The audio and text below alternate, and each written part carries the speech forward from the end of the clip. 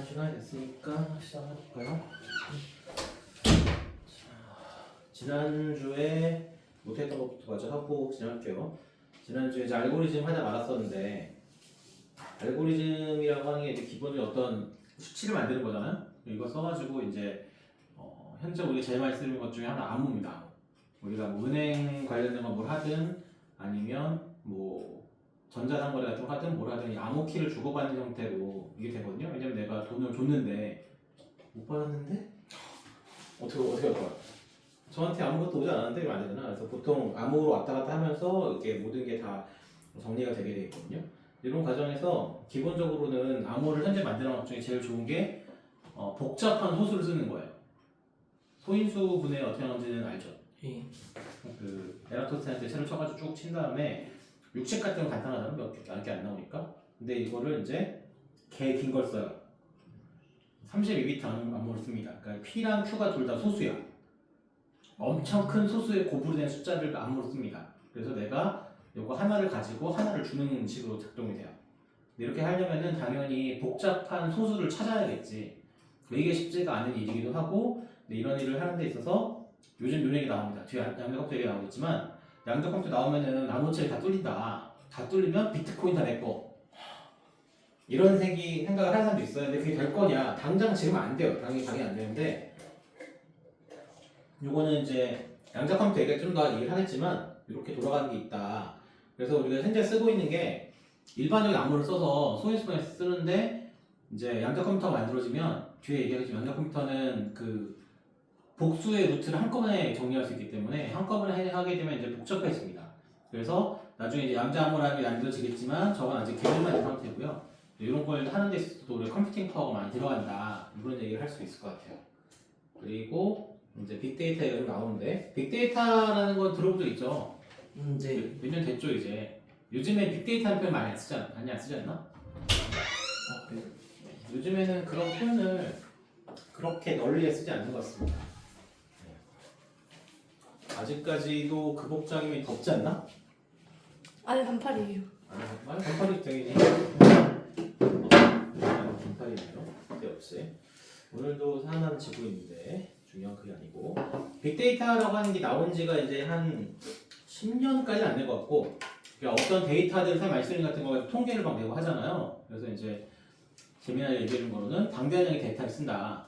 이게 과학 실험에서도 요즘엔 데이터가 대량으로 나옵니다. 그 데이터를 어떻게 분석할 거냐? 사람 못해요. 사람이 이거 할 수가 없어. 워낙에 대량의 데이터가 나오기 때문에 뭐 과학 실험을 하는 경우는 마찬가지고, 뭐 설문조사했다. 설문조사 했는데 뭐 대상 10,000명에서 10,000명 설문조사 손으로 정리합니까?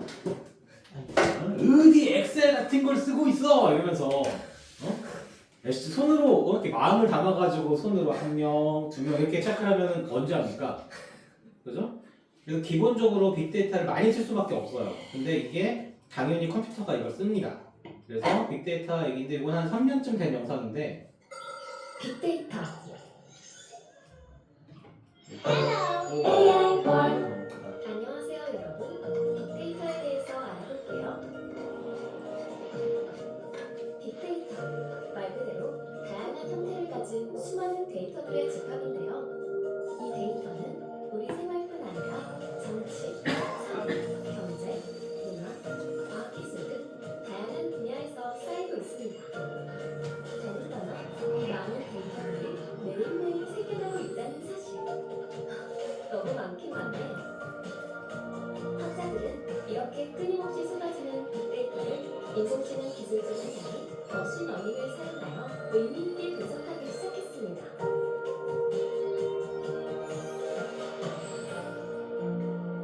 우와, 정말 대단해요.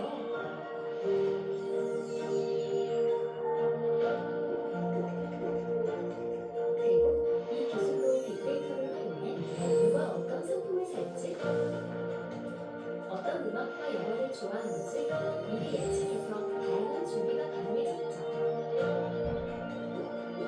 갈수록 머리가 작아지는데?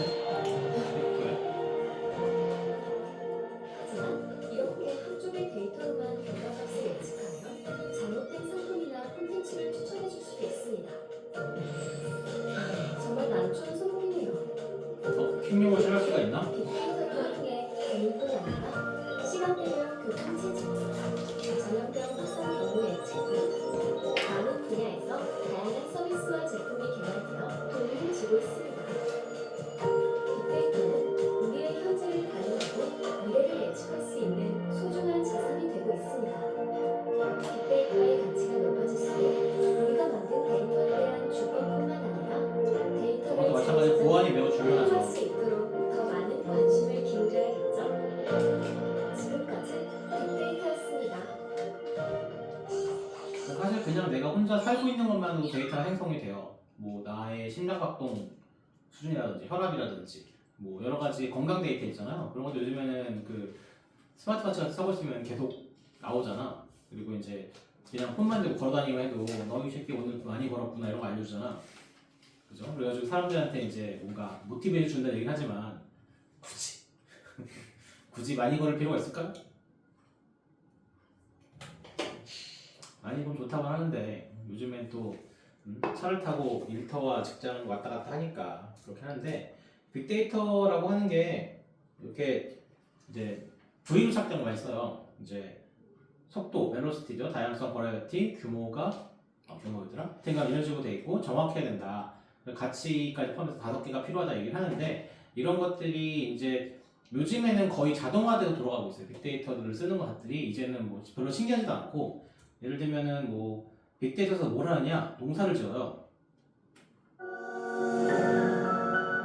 이제 농부들은 이렇게 한다 이제 앞으로.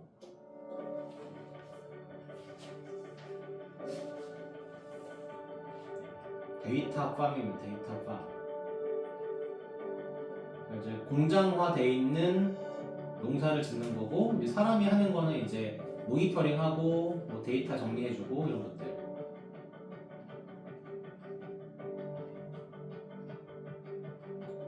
요즘은 집에서도 이제 샐러드 같은 거 키워서 먹으니까 먹을 수 있죠. 가전제품 비싸서 그렇지. 이곳은 스마트팜 복합 재배 시설입니다. 지금 보이시는 저게 보라색인 이유는 이제 빨간색이랑 파란색 빛을 씨앗은 그 식물들이 광합성을 쓰기 때문에 그래요. 녹색으로 반사하니까. 붙여서 저런 걸로 이제 대만 쪽 키우면은 돈 많이 벌 수 있습니다. 대만 쪽. 그 이후에는 지금 현재 왼쪽에 보이시는 이 재배실을 통해서 큰 작물로 생산하게 됩니다. 저걸 옮기는 걸 이제 사람이 하는 거죠. LED 인공 조명과 양의 공급기를 이용을 해서 환경을 제어하고 그리고 최첨단 IoT 장비를 이용해서 데이터를 취득하게 됩니다. 그 다음으로 보시는 이 시설은 점적식 재배 시설입니다. 토양이라든지 그런과 같은 인공 토양을 활용을 해서 식물을 재배할 수 있는 환경을 제공을 하고 있습니다. 물을 조금 쓰는 거죠. 필요한 만큼만 보시는 넣는 재배실은 시스템. 분무식 재배 시설입니다. 이곳에서는 분사 방식을 통해서 새싹 인상과 같은 뿌리 채소를 키울 수 있는 환경을 제공하고 있습니다. 지금 보신 이 씨앗 바라기와 이런 재배실들은 지금 보이시는 이런 모니터링 시스템을 통해서 모니터링을 하고 인공지능으로 제어를 할 수 있는 환경을 제공을 하고 있습니다. 이곳은 모니터링 상황판입니다. 아까 보셨던 스마트팜 복합 재배 시설 그리고 저희가 연계하고 있는 연계 농가 이를테면 제주도의 바나나 팜과 같은 이런 농가들의 데이터를 종합적으로 모니터링하고 있습니다. 보시는 것처럼 일간, 주간, 월간 그리고 다양한 센서 데이터 그리고 영상 데이터까지도 종합적으로 24시간 모니터링하는 체계를 제공하고 있습니다. 제주도 바나나 비싸죠. 주문하면은 오늘 따가지고 보내주는 바나나.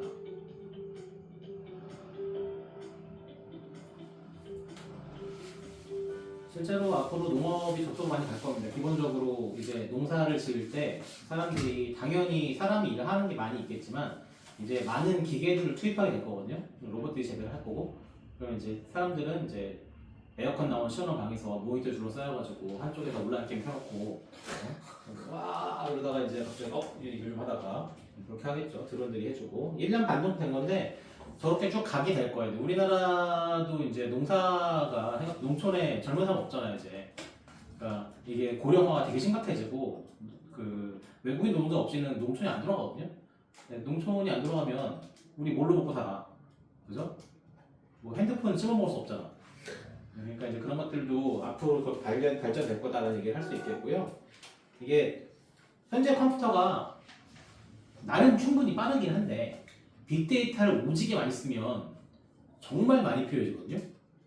정말 많이 필요해집니다. 그래서 이게 더욱 빠른 연산을 위해서 필요한 것 중에 하나가 누구냐면은 이제 인공지능이 더 발전돼야 되고 그리고 또 이제 이것저것 더 필요하죠. 최근에 인공지능 하면 많이 생각되는 건 요즘에 사람들이 하도 지브리프 많이 읽어가지고 아, 그거 지금 막아놨죠 막아놔가지고 지브리프 글도 개소리 말로고 바뀌었죠. 뭐 꼼꼼하게 했다고 그러는데 사람들이 인공지능을 많이 쓰죠. 많이 쓰고 저렇게 쓰다 보면은 이제 머리를 더욱 안 쓰게 되긴 하는데 이게 라지 랭귀지 모델이라고 하는 건 이제 대규모 언어 모형이죠. 그래서 인터넷에 있는 대단히 많은 것들을 다 학습을 시켜가지고 머신러닝이라는 걸 학습을 시켜가지고 이제 제가 뭘 다 데이터 가지고 있죠. 물어보면은 그걸로 말을 짜냅니다.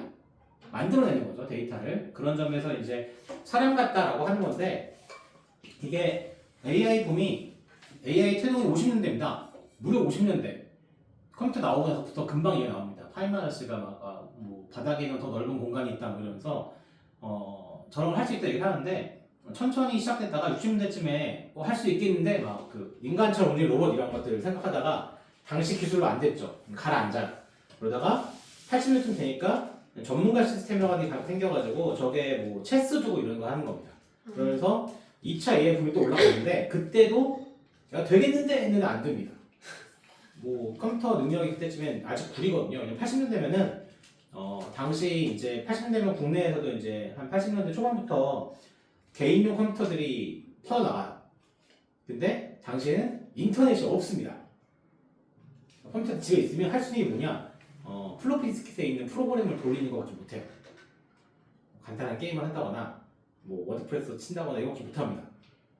나중에 PC 통신 생기고 좀 진행이 되는데 머신러닝이라고 하는 게 등장하면서 쭉 올라가서 이 3차 AI 붐의 가장 큰 거는 2010년대 딥러닝이라는 게 나옵니다. 좀 이따 나올 텐데 뭐 딥러닝, 머신러닝 이게 나오면서 이게 컴퓨터가 학습을 되게 잘하게 돼요. 지난주에 잠깐 얘기했었지만 머핀이랑 치와와 구분 못했었거든요. 옛날에는. 근데 이제는 뭐 그런 건 의미가 없어요. 옛날 옛적에 폴링 테스트라는 게 있었거든요.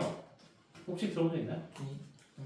폴링 테스트가 어떤 거냐면 그 유명한 수학자의 이름을 딴 건데 방 속에 사람이 들어있는지 기계가 들어있는지 우리가 몰라요. 근데 내가 질문을 해. 답이 나오는데 그 답만 봤을 때 이게 인간인지 기계인지 모르겠다가 되면 이걸 넘어가는 겁니다. 테스트 통과하는 거예요. 그게 한 5년 정도 전까지만 해도 그게 약간 얘기가 됐었거든요. 지금은 의미가 아예 없어요. 왜냐면 지금은 인공지능이 인간처럼 말하는 거는 일도 아닙니다. 학습만 잘 시키면은 그 영감님처럼도 말하고 수 있고요. 에이 요즘 젊은 것들은 막 이렇게 할 수 있다니까 컴퓨터가. 근데 이게 인공신경만이라는 건 이제 인간의 뇌와 비슷한 유사한 형태로 트랜스터가 작동을 하는 거예요. 그러니까 병렬 회로니 뭐니 하는 것들을 생각하는 거죠. 근데 그게 생각보다 당시 기술로 안 되다가 2000년이 되고 나서 2006년에 뭐 심층 신경만 이런 얘기 하면서 여러 개 컴퓨터를 동시에 써가지고 뭐 병렬 처리하고 요즘에는 컴퓨터도 그렇고 뭐 핸드폰도 그렇고 칩 자체가 뭐 코어가 8개니 뭐니 맨날 하잖아요. 그러니까 동시에 여러 개 작동시키죠. 그런 것들부터 해가지고 쭉 하다가 이제 뭐 알파고 나온 다음에 이제 많이 바뀌었죠. 그리고 생성형 AI가 챗GPT가 제일 유명하긴 한데 챗GPT 3.0이 2022년 말인가에 나옵니다. 그래서 그때부터 야, 얘 대학 시험 붙겠는데? 부터 시작하는 겁니다. 근데 지금은 이제 챗GPT가 4.0하고 4.05가 나와 있고 이게 또 프로도 있죠. 그래서 프로 쪽으로 넘어가면은 전문가 영역의 일을 시킬 수 있어요. 아예. 그리고 심지어 요즘에는 그런 걸 써가지고 변호사 같은 거 도와주는 프로그램 같은 거 당연히 존재하고요. 여러 가지가 있습니다. 그래서 작년에 우리 젠슨왕 아저씨, 엔비디아 회장이시죠. 이 아저씨가 이런 얘기를 합니다. 세계 AI 반도체 시장의 약 90%를 장악한 미국 엔비디아사 CEO 젠슨 황은 인류 문명이 새로운 산업혁명의 시대에 접어들고 있다고 말했습니다. 술탄 아로하. These are amazing times because we're at the beginning of a new industrial revolution. production of energy to steam, production of electricity, IT and information revolution with PC and internet, and then now artificial intelligence. 아랍에미리트 두바이에서 열린 세계 정부 정상회의 대담 프로그램에 참석한 젠슨 황은 연산 처리 장치가 발전해 컴퓨팅 속도가 빨라지면서 AI 기술 혁명이 가능했다고 평가했습니다. Accelerated computing. It's the most sustainable way of doing computing going forward. It's the most energy efficient. It is so energy efficient, it's so cost effective, it's so performant that it enabled a new type of application called AI. Otherwise, the mathematics, if you just assume, that computers never get any faster, you might come to the conclusion we need 14 different planets and 3 different galaxies and 4 more suns and to fuel all this. But obviously, computer architecture continues to advance. In the last 10 years, 챗 GPT 개발사 오픈AI CEO 샘 올트먼이 7조 달러, 우리 돈 9,300조 원에 달하는 전무후무한 투자금 유치 계획을 구상하고 있다는 소식이 전해졌는데 저 역시 엔비디아 요즘 이제 미국 정부랑 같이 뭔가 하죠. 게이트웨이 프로젝트를 시작하고 있습니다. 해석되고 있습니다. how many GPUs can we buy for $7 trillion? Well, apparently all the GPUs. 오픈AI의 게임 대규모 그래픽 투자금 유치 소식을 의식했는지 젠슨 황은 오히려 AI 기술 발전에 돈이 예상보다는 적게 들 것이라고 말했습니다. Remember that the performance of the architecture is going to be improving at the same time. So you can't assume just that you will buy more computers. You have to also assume that the computers are going to become faster. And the reason for that is because we're making it faster and faster and faster. Whatever performance you need costs a lot less today than it used to. 모두가 AI 기술 발전을 이야기하는 시대, 자녀에게 컴퓨터 공학을 전공하라고 권유해야 하나 싶기도 한데 엔지니어 출신인 젠슨 황의 시각은 달랐습니다. I'm going to say something, and it's going to sound completely opposite of what people feel. You probably recall over the course of the last 10 years, 15 years, almost everybody who sits on a stage like this would tell you it is vital that your children learn computer science. Everybody should learn how to program. And in fact, it's almost exactly the opposite. It is our job to create computing technology such that nobody has to program. And that the programming language is human. Everybody in the world is now a programmer. This is the miracle. This is the miracle of artificial intelligence. For the very first time, we have closed the gap. The technology divide has been completely closed. 젠슨 황 자신도 대학으로 돌아가면 다른 학문을 공부하겠다고 밝혔습니다. If I were starting all over again, I would realize one thing, that one of the most complex fields of science is the understanding of biology, human biology. Every single year our chips get better, every single year our infrastructure gets better.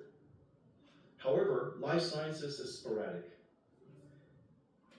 If I were to do it over again right now, I would realize that the technology to turn life engineering, life science to life engineering is upon us. And that digital biology will be a field of engineering, not a field of science. SBS 홍유진입니다. 저게 이제 슬슬 상용화되기 시작합니다. 그러니까 처음에 지난주에 인간 개념 프로젝트 있었잖아요. 20세기 말에 시작해서 한 15년 정도 진행이 됐거든요. 근데 그때 처음 시작할 때는 컴퓨터 성능이 그지 같아가지고 컴퓨터 성능도 그랬고 그다음에 DNA 분석 기술도 그 당시에 훨씬 낮았기 때문에 DNA 하나를 DNA가 쭉 염색체가 있으면 하나를 분석하는 시간이 하나에 뭐 몇 분씩 걸렸어요.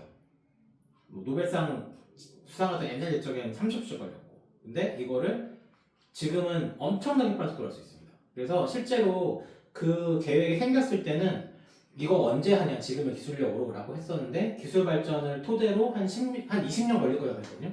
근데 15년 만에 나오기. 실제로 그 처음으로 인간 게놈을 나름 분석한 거는 그 국제 규모로 한 게 아니고 거기에서 나와가지고 회사 만들어서 셀룰라 바이오틱스라는 회사를 만든 사람이 있습니다. 그 사람이 99년인가 그때쯤에 당시 최고 기술의 컴퓨터랑 그다음에 DNA 분석 장비를 한꺼번에 사요. 그래서 그걸 돌렸더니 그 이전에 한 15년 동안 했던 걸 6개월을 끝냈어요. 그러니까 이제 그런 식으로 빨라질 거기 때문에 특히 AI는 지금 기술 속도가 훨씬 빠르죠. 프로그래밍 필요 없다는 얘기가 내가 프로그램 안 해도 돼요. 왜냐면 프로그래밍을 AI가 해줘. 근데 문제는 내가 그걸 만들 수 있는 능력이 있냐의 문제로 넘어갑니다. 그 얘기는 또 나중에 나올 건데 요즘엔 이런 것도 있죠. 다음 달 전남 여수에서 열리는 글로컬 1년 미래기업 전이요, 박람회 1년 전. 주제가로 선정된 곡입니다.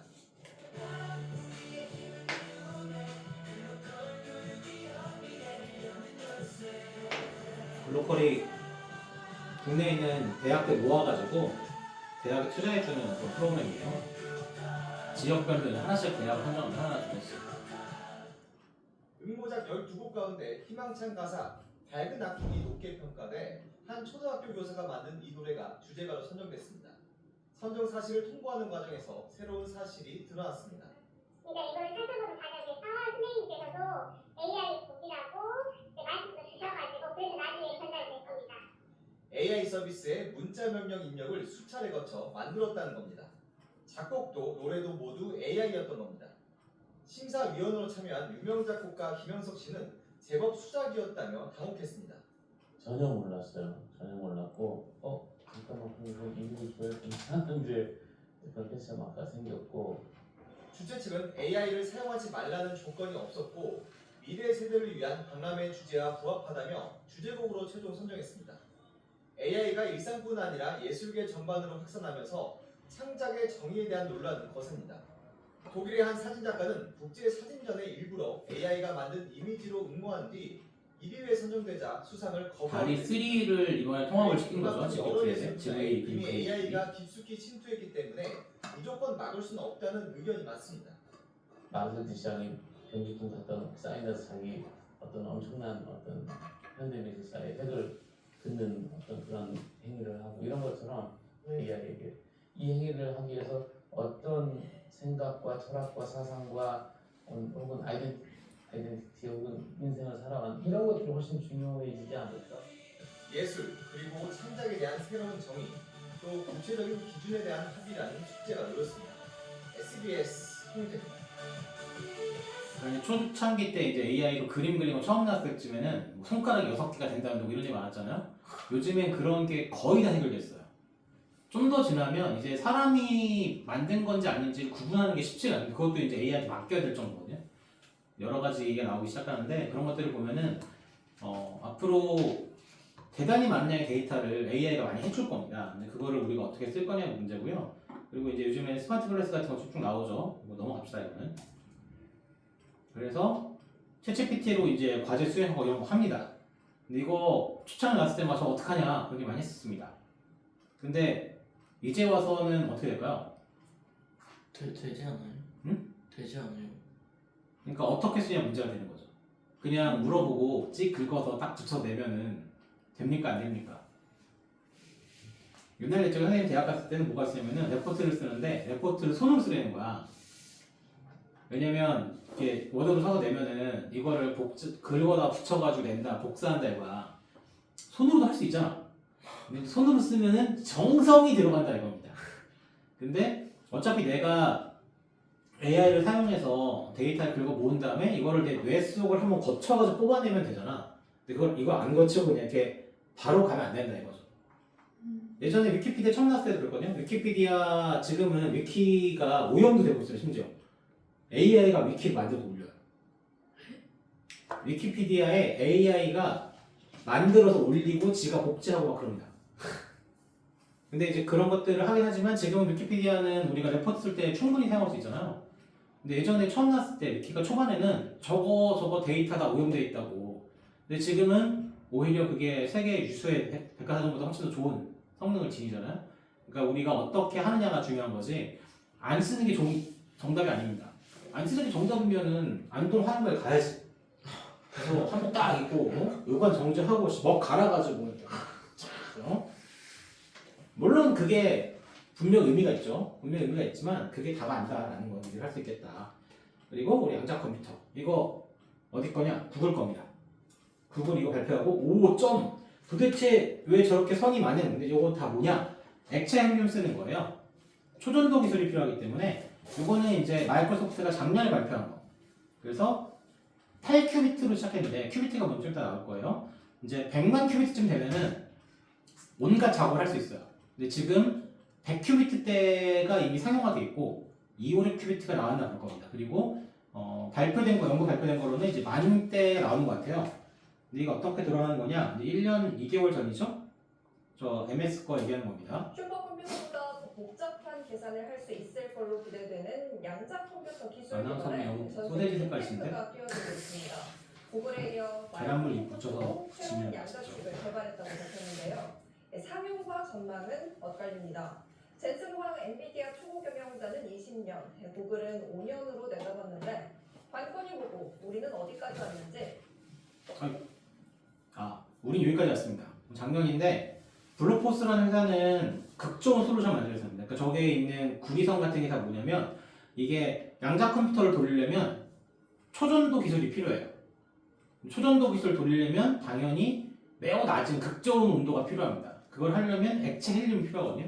액체 헬륨을 쓸 수 있는 회사 중에 하나인 거거든요. 저기서 이제 저걸 쓰는 거고 저 밑에 쭉 내려가면 맨 밑에 있는 칸에 칩이 있는 거예요. 근데 그 칩을 절대 용도에 가까운 온도에 낮춰가지고 초전도 현상으로 작동을 시키는 거다라고 보시면 될 것 같고 국내에서는 이게 64큐비트까지 갔나 뭐 더 갔나 그럴 겁니다. 열심히 하고 있어요. 근데 이게 어떤 거냐면 클래식 비트가 큐비트가 있잖아. 큐비트 양자역학 여러분 들어보면 맨날 나오는 뭐 양자 얽힘이라는 둥, 뭐 양자 중첩 이런 말 들어본 적 있나요? 없나? 중첩은 뭐 중첩? 겹쳐져 있다, 그죠? 그러니까 우리가 그 0과 1이 온오프라고 생각하면 0과 1이 이렇게 온오프라고 생각을 하면은 이게 껐다 켰다 중에 하나를 할 수 있잖아요. 그러면은 0과 1로 두 자릿수가 있으면 00, 01, 10, 11 네 개가 있잖아. 그죠? 그럼 이거 네 개를 하려면 껐다 켰다를 반복해야 되죠. 근데 양자 중첩 형사가 이용하는 큐비트는 뭐냐면 이 네 가지가 동시에 나오는 거예요. 작업이 동시에 돼. 큐비트 하나로 네 개를 동시에 돌릴 수가 있어요. 그러면 저걸로 뭘 할 수 있냐? 그럼 저게 큐비트가 늘어나면 지금 요 옆에 네 가지 큐비트가 네 개 있는 거예요. 네 개가 있으면 원래 가지수가 16가지가 있을 거잖아요. 그러면 옛날 컴퓨터는 16번을 껐다 켰다 해야 돼. 한 번 하고 또 하고 16번 반복을 해야 되는데 얘는 한 방에 돼요. 그게 양자 컴퓨팅의 장점이고 이게 늘어나면은 엄청나게 빨라지겠죠. 그러니까 아까 얘기했던 암호 같은 거 엄청 긴 암호를 순식간에 해결할 수 있는 겁니다. 그래서 돌아가게 되는 건데 그래서 방식 여러 가지 있어요. 뭐 초전도 방식부터 시작해가지고 뭐 양자점 요즘 나오고 있고요. 뭐 이온 트랩도 이게 나오고 있는데 이런 것들을 이제 써보는 거죠. 지금 아직은 연구 단계고 어느 게 가장 좋으냐 이런 것들 다 따지고 있어요. 그리고 사실은 이게 양자역학으로 시작하는 거기 때문에 양자역학은 항상 확률로 계산을 하거든요. 그러니까 이게 정답이 명확하게 나오지 않습니다. 99.89% 확률로 이겁니다. 이런 식으로 나오기 때문에 이걸 이제 계산을 할 필요가 있어요. 그래서 더 많은 양자 큐비트를 만들어서 얘기를 하고 있는 건데 뭐 이걸 보시면 좀 쉽게 설명해놨습니다. 현재 컴퓨터는 비트란 단위로 데이터를 나타냅니다. 예컨대 컴퓨터 회로에 트랜지스터의 전류가 흐르면 1, 흐르면 0으로 표현하며 이 1 혹은 0이 비트입니다. 스위치 한 개가 비트가 되는 거겠죠. 한 개의 비트로 두 가지 상태를 표현할 수 있어요. 그럼 이 비트가 두 개가 있으면 네 가지 데이터 상태를 표기할 수 있게 돼요. 다만 이 두 개의 비트는 네 가지 상태를 표기할 수는 있지만 이 네 가지 데이터 상태 중 한 가지만 저장할 수 있습니다. 다른 데이터 상태로 변환하기 위해서는 스위치를 다시 켜고 끄는 것을 반복해야 해요. 양자 컴퓨터는 큐비트라는 단위로 데이터를 나타냅니다. 이 큐비트는 양자 상태의 물질로 구성됩니다. 이때 양자 상태의 물질은 두 가지 상태가 동시에 존재할 수 있어요. 즉 큐비트는 0과 1 두 가지 상태를 슈레딩거의 권한이 동시에 있는 있게 됩니다. 따라서 이 큐비트를 데이터 단위로 이용 시 두 개의 큐비트로 네 개의 데이터를 동시에 저장할 수 있어요. 이 큐비트가 많아지면 기존 비트 대비 훨씬 많은 데이터를 저장 및 처리합니다. 예컨대 10개의 큐비트는 1024개의 데이터를 동시에 저장 처리해요. 10개의 비트가 1024개의 데이터를 나타낼 수는 있지만 이 중 한 개의 상태만 활용하는 것과 대조됩니다. 1024개의 데이터를 활용하려면 스위치를 계속 켰다 껐다를 엄청 빠르게 반복하면 되겠죠. 이때 양자 상태의 물질들은 얽힌 상태로 엮을 수 있습니다.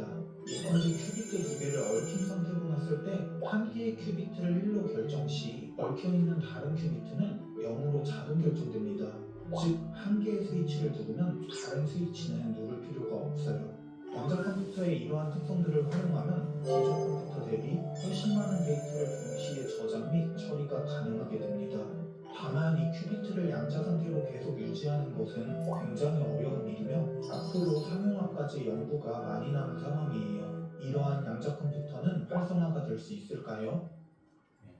되고 있는 과정이고 생각보다 이쪽이 진짜 그 커팅 엣지 사이언스로 완전 최전방에 있는 거예요. 근데 갑자기 막 회사들이 등장해가지고 막 이런 거 우리 만들었다 이러고 막 튀어나옵니다. 그래서 점점 빨리 발전되고 있는데 금방 되진 않겠지만 저게 되면 우리 일상생활에 큰 변화가 있냐? 일상엔 큰 변화가 없어요. 다만 좀 더 데이터셋을 빠르게 많이 다룰 수 있다가 될 거고 전기를 좀 덜 먹겠죠. 뭐 그런 정도의 거긴 한데 그렇게 되다 보면 이제 아까 나왔던 샘 알트맨 아저씨가 오픈AI 대빵이잖아요. 이 아저씨가 특이점 얘기를 좀 했었거든요. 특이점이라는 게 어떤 거냐면 여기 좀 빨리 지나갈게요. 자, 인간의 지능은 계속 쌓이죠. 계속 쌓이니까 여러분이 지금 가지고 있는 정도의 지능을 가지고 지능이라고 하면 되지. 지혜를 가지고 500년을 돌아가면은 뭘 할 수 있을까? 500년 전. 조선시대. 못하지 않아요? 노비가 되겠죠. 쉽게 말해가지고. 근데 500년 전이면 갈릴레이 때란 말이지 거의. 근데 그때로 가면 여러분들 개천재입니다. 그죠? 근데 이제 기술이 쭉 쌓이는 거잖아. 그러니까 500년을 지나고 나니까 지금 여러분들이 배우고 있는 과학이 100년 전에만 가도 엄청나게 뛰어난 거거든요. 왜냐면 100년 전에 MIT 들어갈 때 보는 시험이 2차 방정식이에요. 2차 방정식 어려운 거 풀 수 있으면 MIT에 들어갈 수 있어. 100년 전에. 이제 안 그렇잖아. 그러니까 인간 지능은 서서히 올라갑니다. 근데 트랜스휴먼은 이제 인간에다가 칩 심은 걸 얘기하는 거긴 한데 기계놈 새끼들은 지식 데이터가 점점 쌓이죠. 요즘에 뭐 그 인터넷 데이터를 뭐 1000만 페이지 같은 거 말도 안 되고 조 단위 페이지를 막 합성시키잖아요. 금방 합니다. 생각보다. 인간이 입력 데이터를 따라갈 수 없어요 이제. 근데 그걸 가지고 활용하는 게 늘어나기 때문에 언젠가 인간 지능의 총합보다 기계의 지능의 총합이 더 늘어나게 되면 그때 우리가 특이점이다, 싱귤레이티라고 부르기로 했어요. 근데 그게 언제 올 거냐? 2045년 얘기하다가 최근에 2030년까지 왔는데 2027년으로 나타났습니다. 점점 좀 빨라지니까. 이미 지나지 않았어요. 지났다고 볼 수 있어요. 왜냐면 나보다 똑똑하니까. 하지만 컴퓨터에겐 단점이 하나 있죠.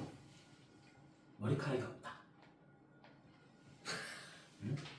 아직도 머리카락이 있는 인간들이 컴퓨터보다는 탈모 측면에서 유리하다 이거야. 의미가 있나? 의미가 있나 모르겠어요. 근데 이게 저거를 통과하게 되는 건 여러분들 앞으로 일생에는 당연히 일어날 일이고 선생님도 그걸 보게 되겠죠. 그렇게 되고 나면 어떻게 벌질지 잘 모르겠어요. 그리고 일자리가 상당히 많이 줄어들 겁니다. 물론 여기서 말하는 일자리 중에 육체운동 일자리는 잘 남아있을 거예요. 물론 로봇들이 전에 발달되어 있어가지고 로봇들이 인간의 삶을 많이 들어오긴 하는데 로봇들이 존나 나약합니다. 이게 뭐 여러 가지 써가지고 뭐 인공 근육 같은 걸 만들고 있는데 로봇들이 이렇게 움직이잖아요. 이게 다 모터란 말이에요. 전기 모터. 전기 모터로 잡을 수 있는 힘이 얼마나 되느냐? 여러분들 그거 재나요? 학교에서? 악력? 예. 얼마 나와요? 얼마 나왔었어요? 38. 재본 적 없어요. 재본 적 없어요? 네. 왜 안 재보지? 초등학교에서도 안 적었어요. 이거 있지 않나? 신체 검사에? 네. 안 해봤어요? 네.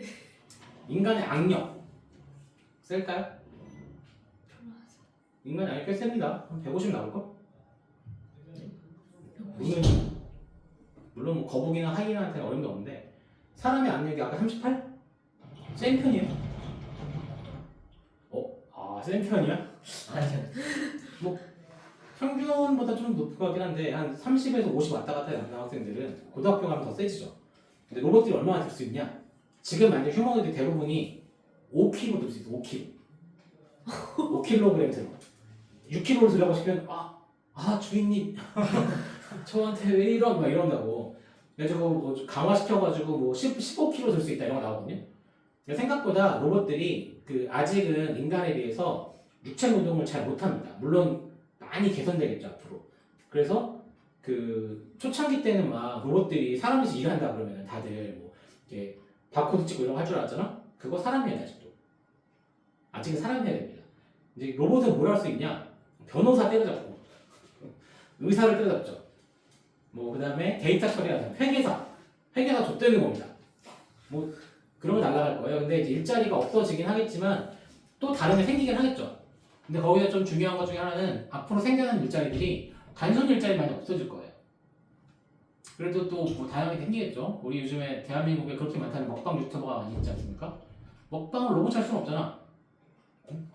먹어보니까 윤활유 맛이 나는 게 대박이에요. 이럴 수 없잖아. 그래서 창조적인 걸 할 텐데 창조적인 걸 요즘에는 AI가 대단히 창조적이잖아요. 내가 지브리 그릴 수 있나? 그러니까 창조적이라는 표현, 뭐 창의력 이런 얘기들이 사실은 데이터가 개 많으면 자연적으로 발생할 수도 있어요. 그러니까 그런 그림 그리는 게 한참 유행이 된 이유 중에 하나가 내가 그걸 어떻게 그려? 그죠? 전문 화가나 만화가도 그림을 하나를 제대로 만들려면 시간이 꽤 걸리겠죠. 그죠? 전통적인 방식이 아니라 내가 디지타이저로 해가지고 막 그린다고 쳐도 일러스트 큰 거 하나 그리려면 하루 이틀은 걸릴 거란 말이야. 근데 내가 엔터키를 딱 누르면 서버에서 해가지고 몇 분 만에 뿅 만들어주죠. 물론 그 퀄리티는 이제 우리가 확실하게 알 수는 없지만 근데 그런 것들을 고려할 필요가 있다.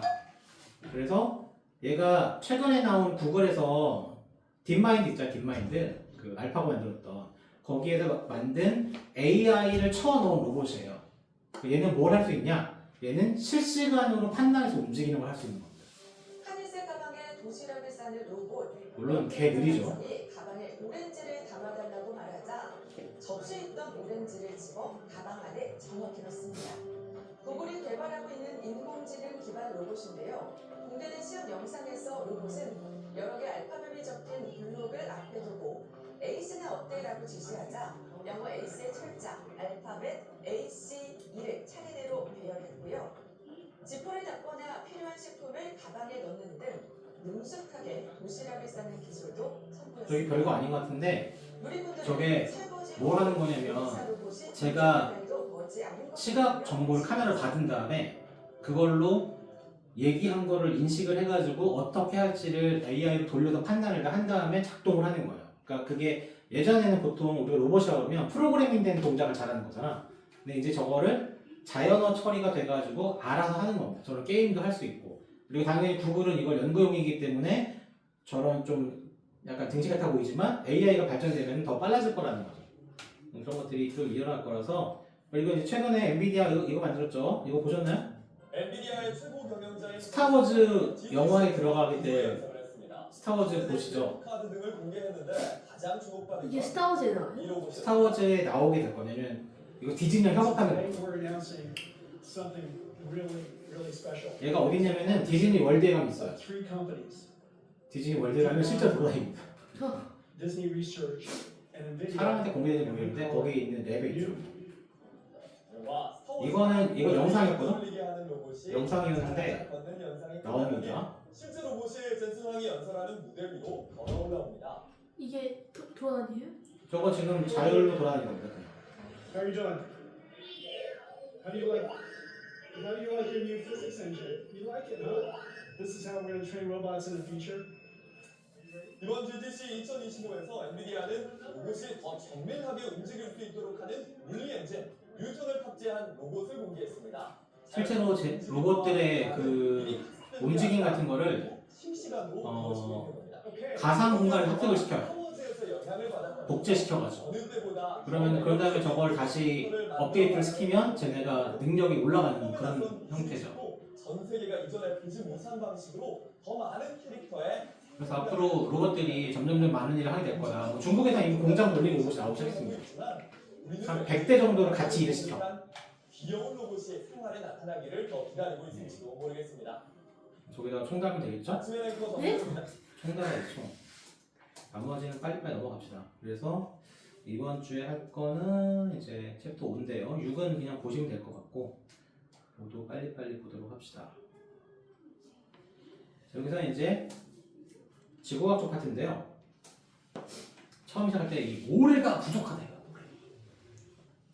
모래 갖다 뭐 합니까? 유리를 만들고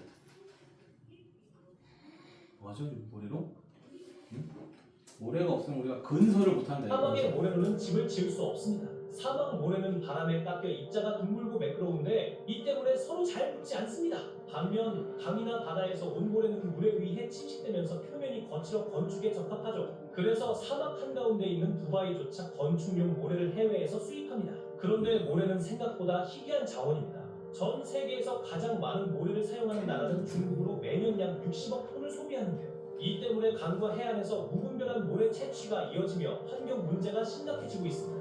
일부 지역에서는 불법 모래 채취 조직인 모래 마피아까지 등장했죠. 모래 부족 문제를 해결하기 위해 과학자들은 사막 모래를 건축용으로 개조하는 기술을 연구 중이라고 하네요. 사막을 안 가봐서 모르겠는데 모래가 흩날리죠. 그냥 붙질 않아요. 근데 모래를 가지고 제일 많이 쓰는 게 많이 나왔으니까 유리 만드는 거랑 시멘트 만드는 데 쓰입니다. 시멘트를 만들어 뭐 만들어요? 건물. 콘크리트를 만든다 이거야. 특히 우리나라는 장난 아니죠. 보면은 온 도시에 막 콘크리트로 된 아파트들이 막 쫙 서 있잖아. 우리나라 같은 정도의 그 다주택 건물들이 깔려 있는 나라가 없어요. 가까운 일본에 가면 아파트 단지가 없어요. 아파트 단지라는 개념이 없어. 우리는 보통 큰 공간에 아파트들이 여러 동이 들어가 있잖아. 거기 안에 뭐 학교도 있고 다 있잖아요. 근데 일반적인 자유주의 국가는 그런 거 보면은 왜 저렇게 모여 살지라고 생각합니다. 주로 그런 동네가 어디 있느냐? 구소련, 동구권, 뭐 루마니아, 우크라이나 이런 데 가면은 뭐 이런 거 있어요. 아파트 하나가 엄청 커가지고 거기에 몇천 세대가 들어가고 그렇게 있거든. 근데 우리는 이제 여러 가지 문제를 저거 만드는 거죠. 저거 지으려면 콘크리트 엄청 들어가잖아. 대신에 우리나라는 이렇게 지어보니까 집이 다 튼튼하죠. 기본적으로. 태풍이 오면 무슨 상관입니까? 태풍이 온다. 대전에 태풍 이런 거의 없잖아. 그죠? 근데 태풍이 오는데 바람 세게 분다 어떻게 합니까? 기껏해야 창문 잘 닫고. 그죠? 내가 부산에 산다. 그러면 이제 테이프 붙이지. 창문에다. 혹시 깨지면 어떻게 될지 모르니까. 우리나라 건축법상 그런 게 좀 강력하거든요. 근데 동남아시아 이런 데 어떻게 돼? 집이 약하잖아. 뭐 목재주택 이런 것들 막 날라가죠? 우리 미국 볼 때마다 답답하잖아. 아니 왜 허리케인 오는 동네에서 나무로 집을 짓나? 아니 이런 거 지어놓으면 괜찮을 것 같잖아. 그죠? 근데 이제 뭐 문화적인 문제가 있습니다. 근데 콘크리트를 얼마나 쓰냐? 좀 전에 중동의 중국. 자, 중국이 2010년 수준까지 6.6 기가톤. 네. 메가톤밥 먹어봤나요? 메가톤밥. 맛있는데? 메가톤밥이요? 아이스크림. 메가톤밥 안 먹었어요? 뭔지 몰라? 네. 뭔지 몰라요? 뭔지는 알아요. 맛있는데? 기가톤이니까 10억 톤이야, 10억 톤. 그러니까 미국이 20세기 100년 동안에 45억 톤의 콘크리트를 쓴 거예요. 중국은 3년 만에 66억 톤을 쓴 거예요. 근데 중국이 저거를 쓸 때 그러면 지네 땅만 파서 했겠느냐의 문제가 있긴 합니다. 그리고 중국이 중국에만 건물을 짓는 게 아니에요. This is 말레이시아. 중국에 있는 건설사가 말레이시아에다가 아파트 단지를 지었는데 망했어요. 중국 애들 부동산 문제 끌어서 망해가지고 저 아파트 단지에 아무도 안 삽니다. 근데 요즘 들어왔다고 하는 것 같은데 저렇게 건물을 지으려면 컴퓨터 필요하고 모래가 필요한데 모래가 이제 강물에 쓰인 기본입니다. 바닷물에 쓰면 안 돼요. 안 되는 건 아닌데 안 좋아. 왜냐? 바닷물엔 당연히 뭐가 묻어있어요? 소금. 소금에 바닷물이 묻어있는 거지. 소금이 있죠. 그럼 이거를 깨끗하게 세척을 안 하면 얘가 나중에 뭐 하냐면 철근 콘크리트에 철근을 녹슬게 합니다. 그럼 건물이 약해지겠죠. 갈라지고 뭐 금 비 오고 막 이러면 이제 무너지고. 며칠 전에 그 태국에서 그 미얀마 지진 때 무너진 건물 있잖아요. 태국의 그 방콕에 수많은 고층 건물이 있는데 뭐 흔들리고 뭐 이런 건 있었지만 무너진 건 그거 하나란 말이야? 누가 지었을까요? 중국 건설사 얘기 나왔어요. 그래서 봤더니 철근 같은 게 저품질이었다. 이런 얘기가 나오고 있습니다. 벌써. 그게 지어졌으면은 감사원 건물이 될 거였대요. 그러니까 태국의 그 중앙 정부가 입주할 건물이었겠는 거야. 뭐 불행 중 다행인지 모르겠는데. 그럼 모래가 만들어진 과정을 보자면 암석의 종류 중에 이게 기본적으로 우리가 화산암하고 퇴적암이죠. 퇴적암으로 넘어간 다음에 뽀개지면 뭐가 됐든 암석이 뽀개지면 그게 모래가 됩니다. 모래 알갱이가 되는 거죠. 그래서 그 과정에서 이제 별일이 없어 안 생기지만 결과적으로 풍화가 일어나야 되는 거니까 뭐 물이라든지 바람이라든지 뭐 지진이라든지 화산 이런 것도 다 모여가지고 저렇게 만들어집니다. 그러면 이거를 넘어볼까? 빨리 봅시다. 바다 감정이죠. 해변에는 항상 넓은 모래사장이 펼쳐져 있습니다. 근데 이 많은 모래들 도대체 다 어디서 왔을까요? 기름.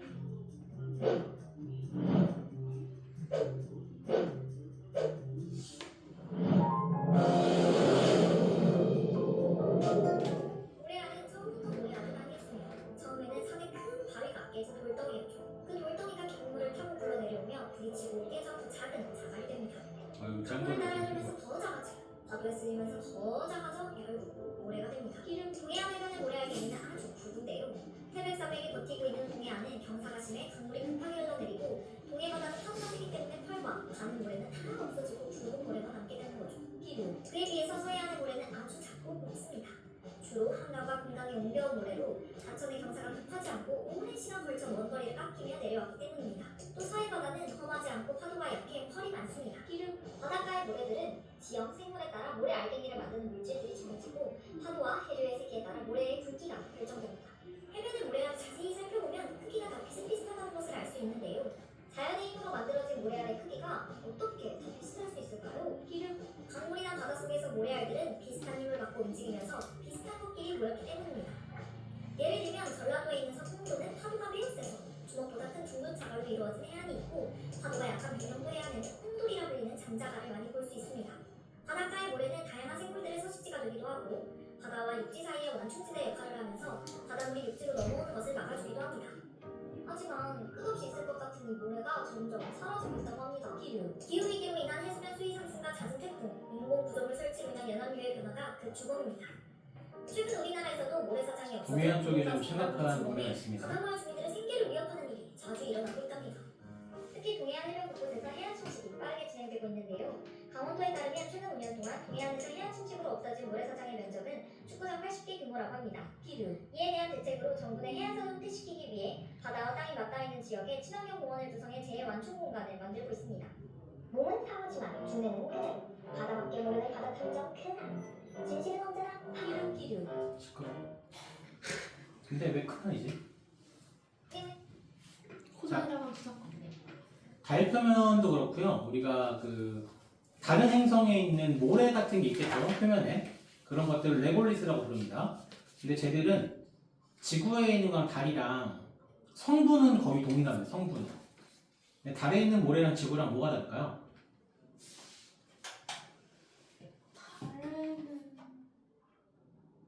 달에는 일단 뭐가 없죠? 바람. 응? 대기. 응? 대기. 아 대기. 네, 토끼도 없어요. 토끼가 일단 증거가 없습니다. 근데 대기도 없고 당연히 풍화작용이 없죠. 그러니까 달에 있는 모래들은 입자의 크기도 크기지만 대부분 뾰족뾰족해요. 지구의 모래는 약간 동글동글하잖아. 뾰족뾰족하기 때문에 그게 문제가 될 수 있거든요. 뭐 기계 같은 데 들어가면 기계를 조질 수도 있고 정전기 피해 일으킬 수도 있고 막 그렇습니다. 근데 또 달에 가면 뭔가 할 수 있을 것 같잖아요? 달에 가면 뭘 할 것이냐? 일본의 무인 탐사선이 달에 착륙하면서 일본 기업들의 이건 작년 겁니다. 참여도 있다고 보는데요. 한 업체가 달 모래로 벽돌을 만들어 관심을 끌고 있습니다. 도쿄의 한 대형 건설사. 사내에 우주 개발부를 두고 40여 년 전부터 달 기지 건설을 토끼를 들겠다는 생각이죠. 최근에는 아폴로 12호가 달에서 가져온 모래를 바탕으로 달 모래를 재현하는데 국내에서도 저거 건설기술연구소에서 하고 있어요. 달에서 달모래를 만들어서 그 안에다가 기계 집어넣고 돌렸을 때 그 기계 작동 잘 되냐 그런 것도 하고 있습니다. 엄청난 비용이 듭니다. 따라서 달에서 모래로 벽돌을 만들었으면 비용을 크게 줄일 수 있습니다. 실제로 모래를 1100도의 열로 부어 콘크리트와 동일한 강도를 구현했습니다. 月に人がこう行く時代が、来た時に建設業としては当然インフラをきちんと整備するのがそもそものまず使命だと思っていて 그 달에 영구적으로 있을 만한 기지를 만들려면 도로도 깔아야 되거든요. 모래 문제가 흔들리면 안 되니까. 자재를 만드는 연구도 진행할 계획입니다. KBS 월뉴스입니다. 미국 쪽에 있는 기업이었나? 연구에서 뭐 하냐면은 그 레이저로 고출용 레이저를 그 달 모래가 쪼여가지고 온도를 높여서 얘가 녹았다가 굳는 방식으로 해가지고 아스팔트처럼 만드는 그런 연구도 있습니다. 그래서 여러 가지 하고 있다. 그리고 이제 또 연결되는 걸로 요거까지 볼까? 요거는 뭐냐면 그 모래를 계속 만들 수가 없잖아 우리가. 그러니까 건설 폐기물도 나오는 걸 다시 뽀개가지고 다시 정리를 잘 해가지고 다시 재활용 모래 만들어서 다시 건설에 투입한다. 뭐 이런 얘기입니다. 저렇게 해야겠죠. 안 그래도 방법이 없으니까. 방법이 없다기보다는 이제 모래를 계속 채취하는 것도 저기도 편할 수 있죠. 건물 무너지면은 그걸 갖다가 쓰면 되고 뽀개가지고 이렇게 한다. 넘어가겠습니다. 그리고 이제 폭우의 과학입니다. 비가 많이 온다 이거야. 올해는 이제 산불 때문에 우리 고생을 꽤 많이 했는데 요게 작년 얘기입니다. 작년 7월 얘기. 대기의 강. 중국은 재작년에도 한번 크게 장마철 때 비가 엄청 내렸잖아요. 그래서 중국이 그때 홍수난 면적이 거의 우리나라보다 넓은 면적이 홍수났었거든요. 그리고 우리나라의 작년 7월 달쯤에 계속 이렇게 쭉 구름이 지나가면서 대기의 강이라는 표현을 그때 우리 썼었습니다. 그 전에 이제 미국 애들 때문에 썼었는데 이제 이거 2023년 겁니다. 이거는 이때 LA 쪽 캘리포니아에 비가 엄청 왔거든. 원래 캘리포니아 비가 잘 안 와요. 캘리포니아가 지형적 특성상 구름이 그냥 지나가는 동네입니다. 잘 비가 안 오는 동네거든요. 근데 갑자기 겨울에 개 많이 비가 온 거죠. 네, 우리나라 사람도 많이 살고 있고 또 날씨 좋기로 유명한 미국 캘리포니아주 일대 겨울 폭풍이 3주째 이어지고 있습니다. 강한 바람과 함께 많은 비가 쏟아지면서 10명 넘게 숨지고 주 전체에 비상사태까지 선포됐습니다. 미국에서 김유수 특파원이 소식 전해왔습니다. 도로를 덮친 급류에 고립됐던 차량에서 운전자가 구조되고 도로는 물속으로 사라졌고 마을도 완전히 잠겼습니다. 바닷가 고급주택은 유리창까지 부수고 밀려든 파도에 아수라장이 됐습니다. It was just a shocker, and it was just unbelievable. You know, seeing the water come in and then it just gushing, just like a river through. 순간 최대 120km를 웃도는 허리케인급 돌풍도 몰아쳐 곳곳을 휩쓸었습니다. 시간당 최대 30mm 이상의 폭우와 강풍을 동반한 겨울 폭풍이 3주째 이어지면서 3,400만 아니 뭐 시간당 30까지도 말이야. 90% 이상이 사는 지역에 홍수주의보가 발령됐습니다. 5살 어린이가 불어난 강물에 휩쓸려 실종되는 등 지금까지 16명이 숨졌습니다. 기상 전문가들은 이번 폭우가 이른바 대기의 강으로 불리는 현상 때문으로 분석했습니다. 대기의 강은 하와이 부근 태평양에서 증발한 많은 양의 수증기가 좁고 긴 강처럼 이동하는 현상으로 북쪽 저기압이 수증기를 미국 서부 육지 방향으로 밀어내면서 물폭탄을 뿌리는 겁니다. We've had 5 atmospheric rivers come into California over 2 weeks. Everything is wet, everything is saturated, everything is at a breaking point, and there's more rain coming. 초강력 허리케인과 가뭄 등 각종 기상이변이 잇따르면서 미국에선 지난 한 해에만 500명 가까이 숨지고 200조 원이 넘는 피해가 발생한 것으로 집계됐습니다. 워싱턴에서 SBS 김유수입니다. 네, 저걸 보고 이제 우리는 미국 놈들 저거 당하는구나 그러고 있었는데 쟤들만 당하는 게 아닙니다. 우리나라도 이제 장마철 저게 오고 있어요. 그러니까 장마 전선 자체가 이렇게 왔다 갔다 하는 거죠 위아래로. 근데 그게 아니라 계속 수일 공급이 돼가지고 장마 전선 자체에 계속 공급이 돼서 계속 비가 내리는. 원래 장마는 왔다 갔다 하는 거거든요. 근데 요즘에 좀 그렇지가 못하다. 그래서 우리나라 같은 경우도 되게 많은 형태로 오고 있고요. 캘리포니아는 이런 식으로 그림을 그렸습니다. 그러니까 캘리포니아 쪽으로 쭉 지나가서 캘리포니아는 저지대예요. LA 쪽은. 그 뒤에 산이 있어요. 이번 산불난 그 동네입니다. 애플레치아 산맥이 있는데 그 산맥을 넘어갈 때 구름이 생겨서 비가 내리는 거예요. 그래서 이렇게 되는 거예요.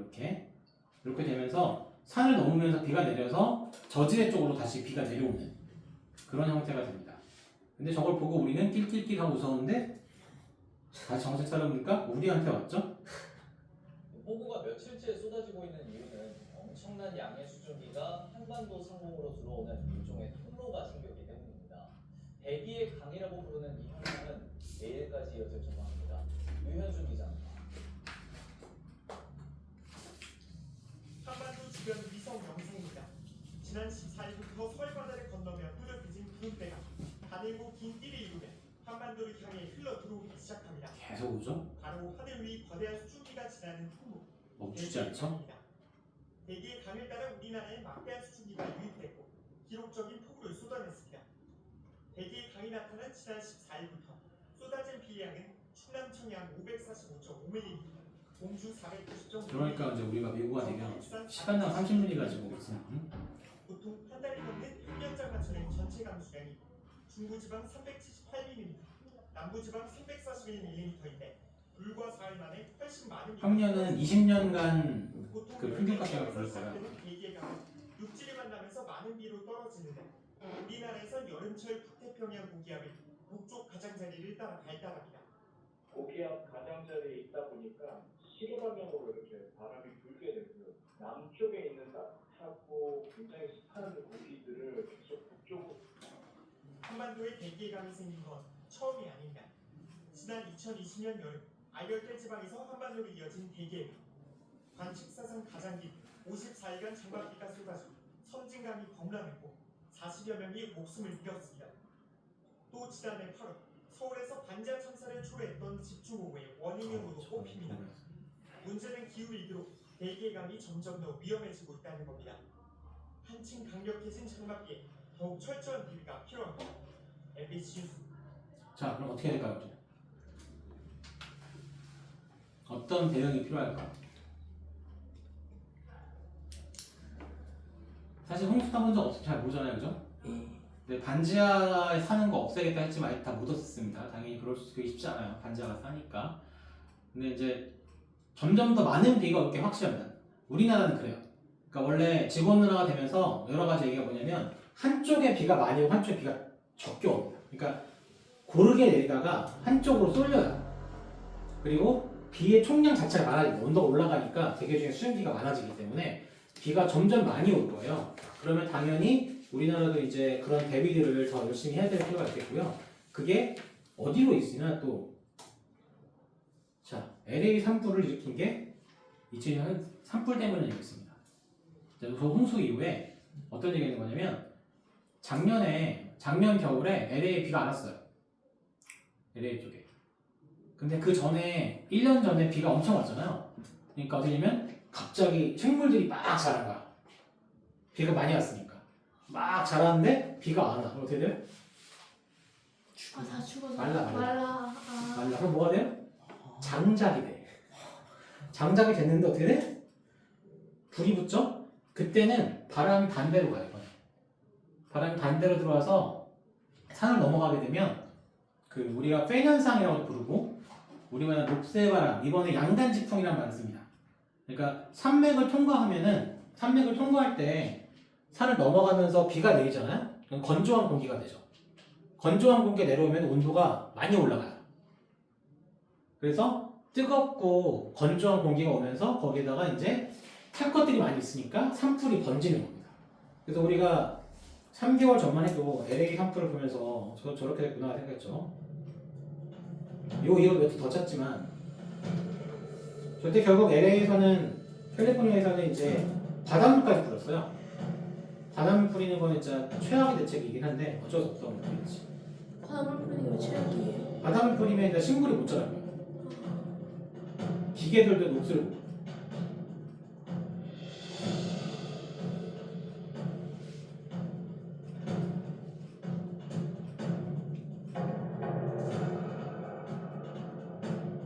저기가 말리부니까 어디냐면은 아이언맨 집 있는 동네입니다.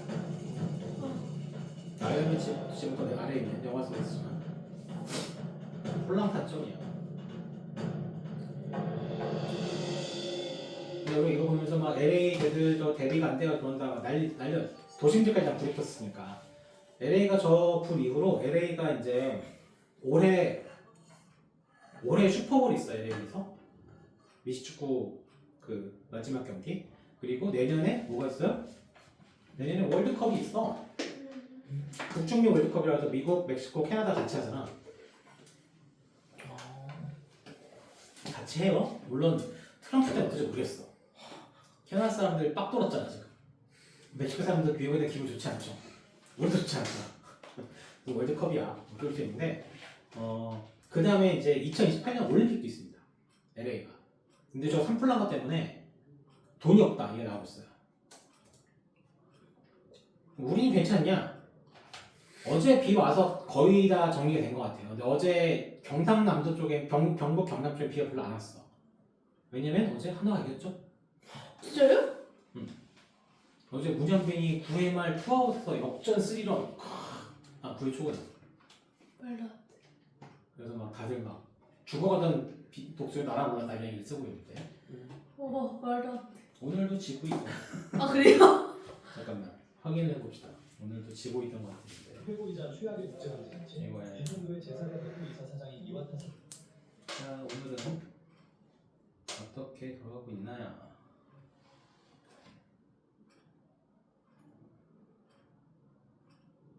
아 5대0 처발리고 있죠? 누구한테요? 삼성한테. 막 치지만 뭐 어쩔 수 없지. 몇이에요 지금? 몇 이냐고? 네. 굳이 그걸 알아야 될까요? 네. 뭐 8, 9위 하겠지. 아직 10인데?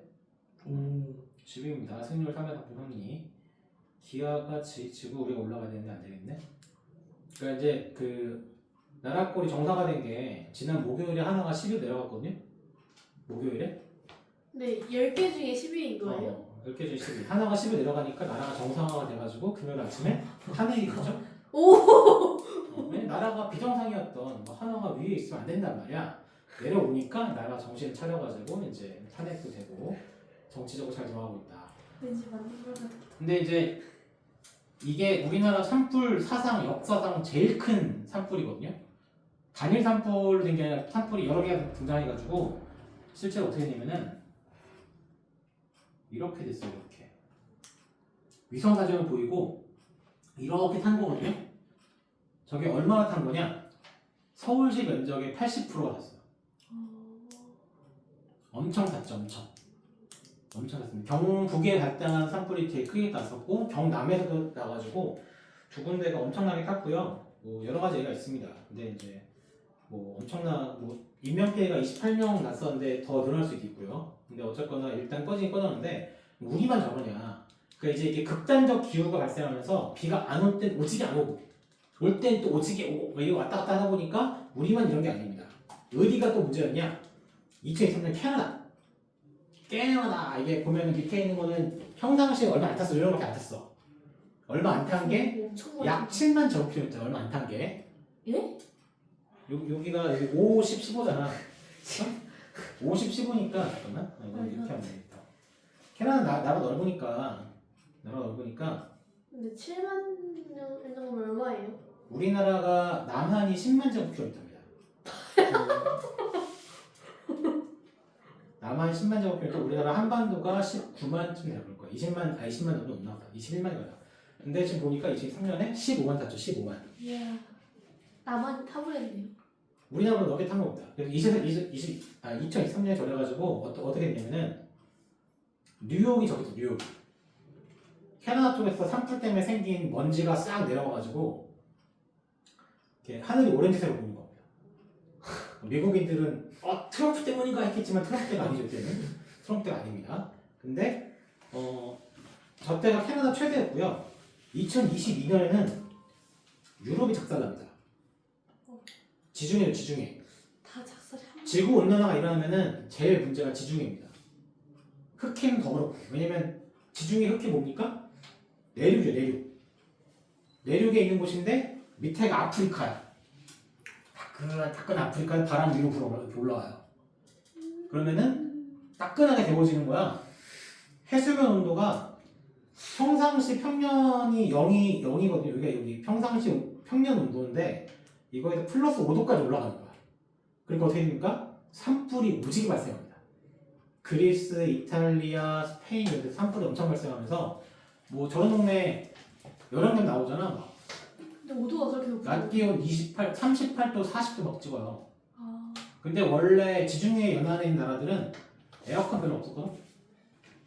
왜냐면 저 동네 여름에 온도는 올라가는데 건조한 동네라 가지고 그 햇빛만 피하면 별로 안 더워요. 그렇대. 근데 이제 안 되는 거지. 저러다 보면 어떤 일이 뭐냐면 올리브가 안 자라. 올리브가 원래 건조한 데 살긴 하는데 너무 건조한 거야. 올리브가 없으면 우리가 피자를 먹을 수가 없어요.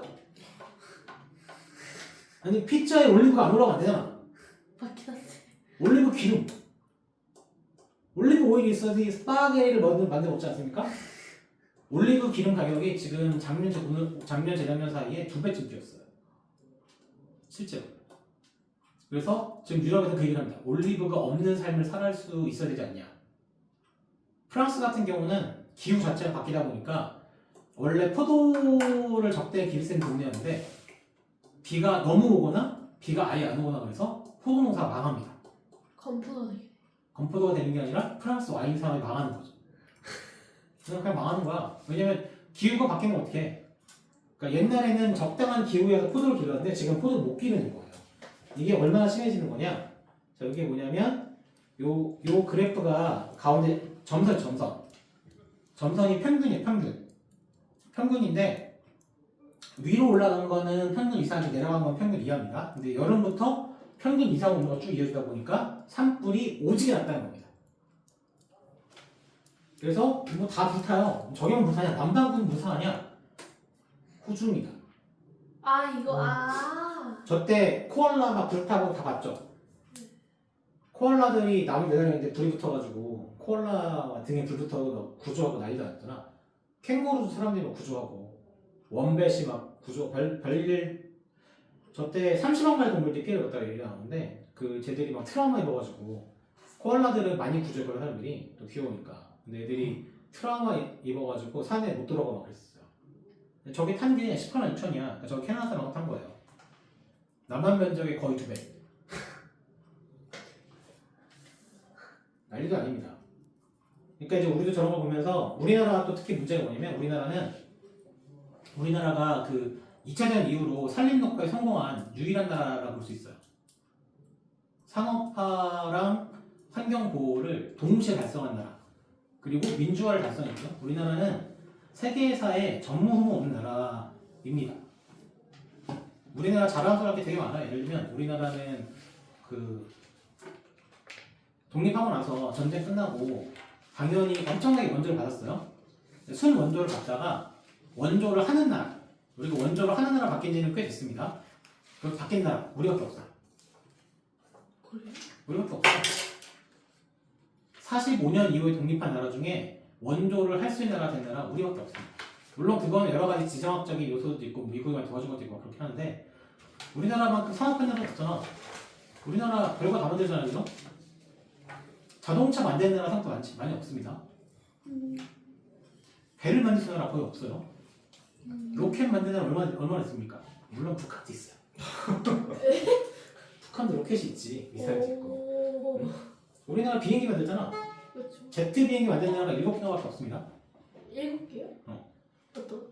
미국, 러시아, 중국, 그 다음에 일본도 들어갔을 거고 유럽은 합쳐서 부르니까 영국이랑 해서 6개 이렇게 할 겁니다. 얼마 안 돼요. 우리나라가 그냥 산업화 입장에서는 세계에서 빅10에 항상 들어가고요. 그리고 우리나라가 민주주의 입장에서 이번에 일단 탄핵으로 조졌기 때문에 그 아예 없어요. 그런 나라가. 탄핵이 된 나라가 없어요? 탄핵을 시킨 나라는 많이 있었죠. 근데 탄핵을 하는 동안에 아무도 안 죽었잖아? 심지어 군사 쿠데타를 일으킨 거잖아. 우리가 그런 걸 친위 쿠데타라고 해요. 친위 쿠데타. 내가 나를 위해서 쿠데타를 일으키는 거야. 왜냐면 나는 이제 곧 내려가야 되는데 싫어. 나는 권력을 가지고 싶어. 그래가지고 군인들을 불러 모읍니다. 얘들아 쿠데타를 일으켜. 그래서 다시 나를 알지? 이러면서 하는 겁니다. 대부분의 아프리카나 이런 동네 가면은 자주 일어납니다. 남미 이런 데는. 그러면 보통 어떻게 되냐? 당연히 그 사람을 뒤집을 수가 없어요.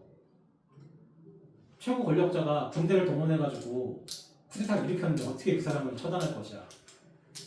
우리나라는 대단한 거예요. 거의 우리나라가 얼마큼의 능력이냐면 프랑스 혁명 같은 거야. 약간. 물론 프랑스 혁명은 피와 단두대로 이루어진 거긴 한데 레볼루션이었단 말이지. 그건 나중에 할 얘기가 있으면 그때 또 하고요. 산불 예방을 해야 됩니다 이제. 근데 이게 쉽지가 않죠. 우리나라는 문제가 뭐냐면 조림은 잘 했는데 우리나라 산에 뭐가 제일 많아요? 나무 중에? 소나무가 제일 많아요. 소나무는 불이 잘 타죠. 잘 타. 캡 잘 탑니다. 송지 있죠, 송지. 네. 소나무 터지는 거 본 적 없죠? 소나무가 터져요? 90년대 말인가에 강원도에서 엄청난 산불 났었거든? 그때 선생님이 그 강원도에 버스 가는 게 있었는데 이쪽에 산불 나 있어. 버스를 더 지나가는데 나무가 터져요. 그러니까 나무가 불이 붙어 타다가 송진 같은 게 있으면 이게 빵 터집니다. 그러면은 이게 터진 불덩어리가 기류를 타고 올라가가지고 날아가. 그래가지고 고속도로가 있는데 고속도로를 넘어가 이렇게. 그래가지고 이거 천장에서 안 보죠? 툭 떨어지면 다시 불 붙어. 개 무섭습니다. 참고로 산불이 얼마나 없었냐면은 저기 불 타고 있잖아. 나 안 죽을 것 같지? 네. 산불이 타고 있잖아요? 10m 거리까지 오면 600도, 600도. 타고 있는 산불이 10m 거리까지 오면 여기 600도까지 올라가요, 대기온도. 진짜요? 그러니까 가까이 오면은 불이 자동으로 붙어요. 그러니까 미국 같은 경우에 목조로 되게 많잖아. 산불 가까이 오면은 일단 페인트가 타. 페인트가 더 빨리 타니까. 페인트가 불이 붙고 집에 불이 붙어요, 그냥 가는 거야. 참고로 산불의 속도가 사람보다 빨라요. 바람을 타고 가면은 시속 10km까지 빨라집니다. 그러면 내가 런닝머신 뛰는 거 빠른 거야. 하다가 불이 날 지나가는 이렇게. 그럼 나는 뭐가 돼? 통구이가 된다 이거야. 개 무서운 거죠. 근데 소나무가 너무 많고요. 우리나라도 조림을 너무 빽빽하게 나가지고 나무도 많아. 그리고 또 소나무 재선충이라고 그 병충해 때문에 많이 말라 죽어 있어요. 또 그냥 나무가 말라 죽어 있어. 갈색으로 보여, 갈색으로. 산에서 보면 보입니다. 그럼 거기에 불이 붙으면 더욱 잘 타요. 그러니까 이제 여러 가지 문제가 있어요. 그러니까 개인적인 주의도 당연히 필요할 뿐더러 그 산림청에서 요즘 많이 쓰는 게 드론 같은 거 많이 써요. 드론 같은 거. 드론이. 드론 띄워서 실시간으로 계속 감시 관측하고 그러는데 그래도 쉽지가 않죠. 그래서 오늘이 한식이죠. 어제였구나. 어제가 한식, 그 전날 청명이었는데 한식 때가 원래 가서 산소 돌보고 이럴 때잖아. 그러니까 이번에 저 경북 산불도 됐던 거지만 꼭 산에 가서 산소에 갔다가 불을 냅니다, 인간들이. 네. 어떻게 불을? 뭐 담배 피다가 내는 경우가 제일 흔할 거고. 그러니까 산에 갈 때 인화성 물질 들고 가면 안 됩니다, 기본적으로. 사람 들고 가면 안 돼. 사람도 불이 잘. 사람 불이 잘 안 되죠. 그 옛날에 그거 있잖아요. 삼국지 보면은 동탁 배꼽에 침수해가지고 이거 줬더니 그런 적 있습니다. 근데 이제 그러면 안 된다. 그래서 기본적으로 많이 해야 되고요. 산불 감시 요원들 많이 필요해요. 생각보다 쉽지 않다.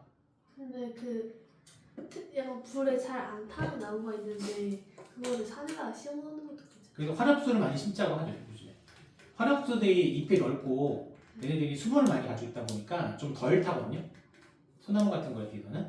그래서 그런 것들은 근데 금방 되는 게 아니라 이제 산에 불이 탄 거를 복구하는 데 시간이 오래 걸립니다. 거의 뭐 30년, 50년 걸려야지 복구가 되는 거기도 하고, 사실은 뭐 나무만 그런 게 아니라 거기에 있던 동물들, 생태계가 다 타버린 거잖아요. 그런 것들을 어떻게 할지를 또 해야 되는 거고, 이런 게 어떤 면에서는 환경 이런 쪽 하는 분들한테는 조언이라는 표현을 쓰는 게 없고 일자리가 생기긴 합니다. 어떤 식으로 발전시킬 것인가 생각할 수 있기 때문에. 아무튼 중요한 건 산에 갈 때 뭐 불 붙을 수 있는 것들을 가져가자는 게 제일 중요하죠. 그래서 이런 얘기를 하면서 다음에 나오는 거는 그 인류세입니다. 인류세 들어갔나요? 아니. 그 대가 있고 중생대, 신생대, 고생대 있잖아. 그리고 기가 있죠. 대가 큰 거, 대는 기본적으로 생물의 종류로 구분을 합니다. 중생대 누굽니까? 중생대. 킹룡이죠. 킹룡기 지나갔습니까? 올해 주라식 월드 신품이 또 나옵니다. 영화 리프트라고 하는 것 같은데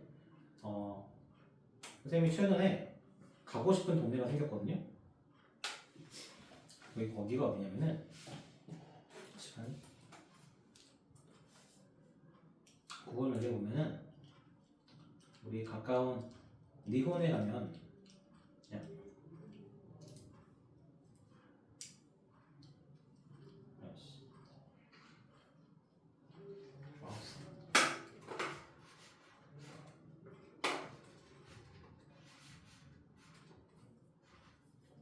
마우스 어디 갔어? 잠깐만요. 얘는 또 왜 박자가 바뀌었지? 마우스 어디 갔어?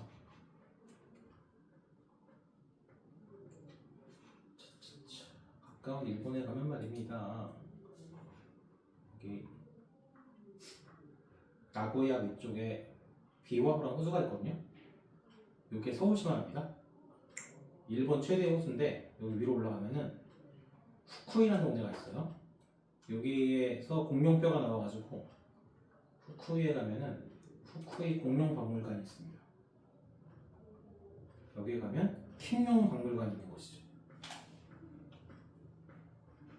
얘가 후쿠이 사우루스라고 불리는 애고요. 이거 움직이는 거예요. 움직이는 거예요. 이거 세계 3대 킹룡박물관이라고 하는데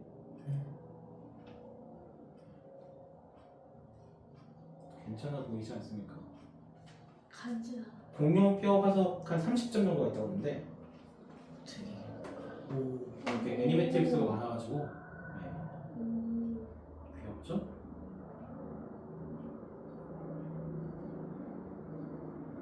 여기 동네 전체가 킹룡으로 되어 있습니다. 네, 제가 공룡 박사님입니다. 재밌는 곳이죠?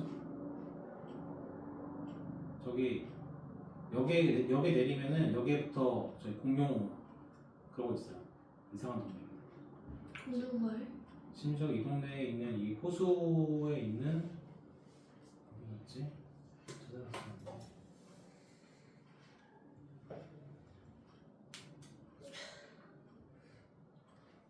앞집만 나오냐?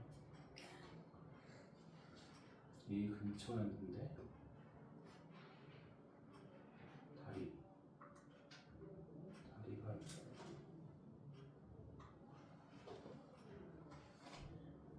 너무 나왔나?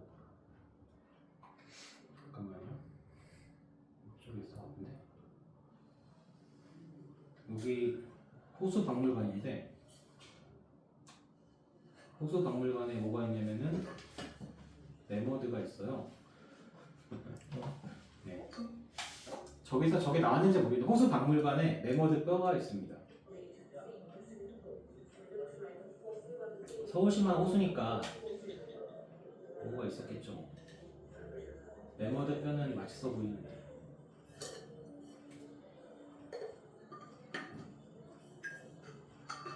매머드는 아닌 것 같아. 근데 어쨌거나 저런 게 있다고 합니다. 참 가고 싶은 곳이긴 한데 아무튼 인류사란 뭐냐 이런 거예요. 깨졌는데요. 화면이 깨져. 화면이 깨진다는 걸 한 번 더 해보라는 거죠. 네. 사악이 홀로세를 살고 있는데 지구 환경이 많이 바뀌었어요. 이미 2023년에 화석 흔적으로 이제 우리 남는다. 이제 플라스틱 나온다. 지층에서. 그래서 그걸 인류세라고 불러보자 라고 이제 이걸 시작을 했는데 학계에서 저걸 하자라고 해서 2003년 저걸 했습니다. 근데 학계에서 정식으로 인정되지 않았어요. 아직은.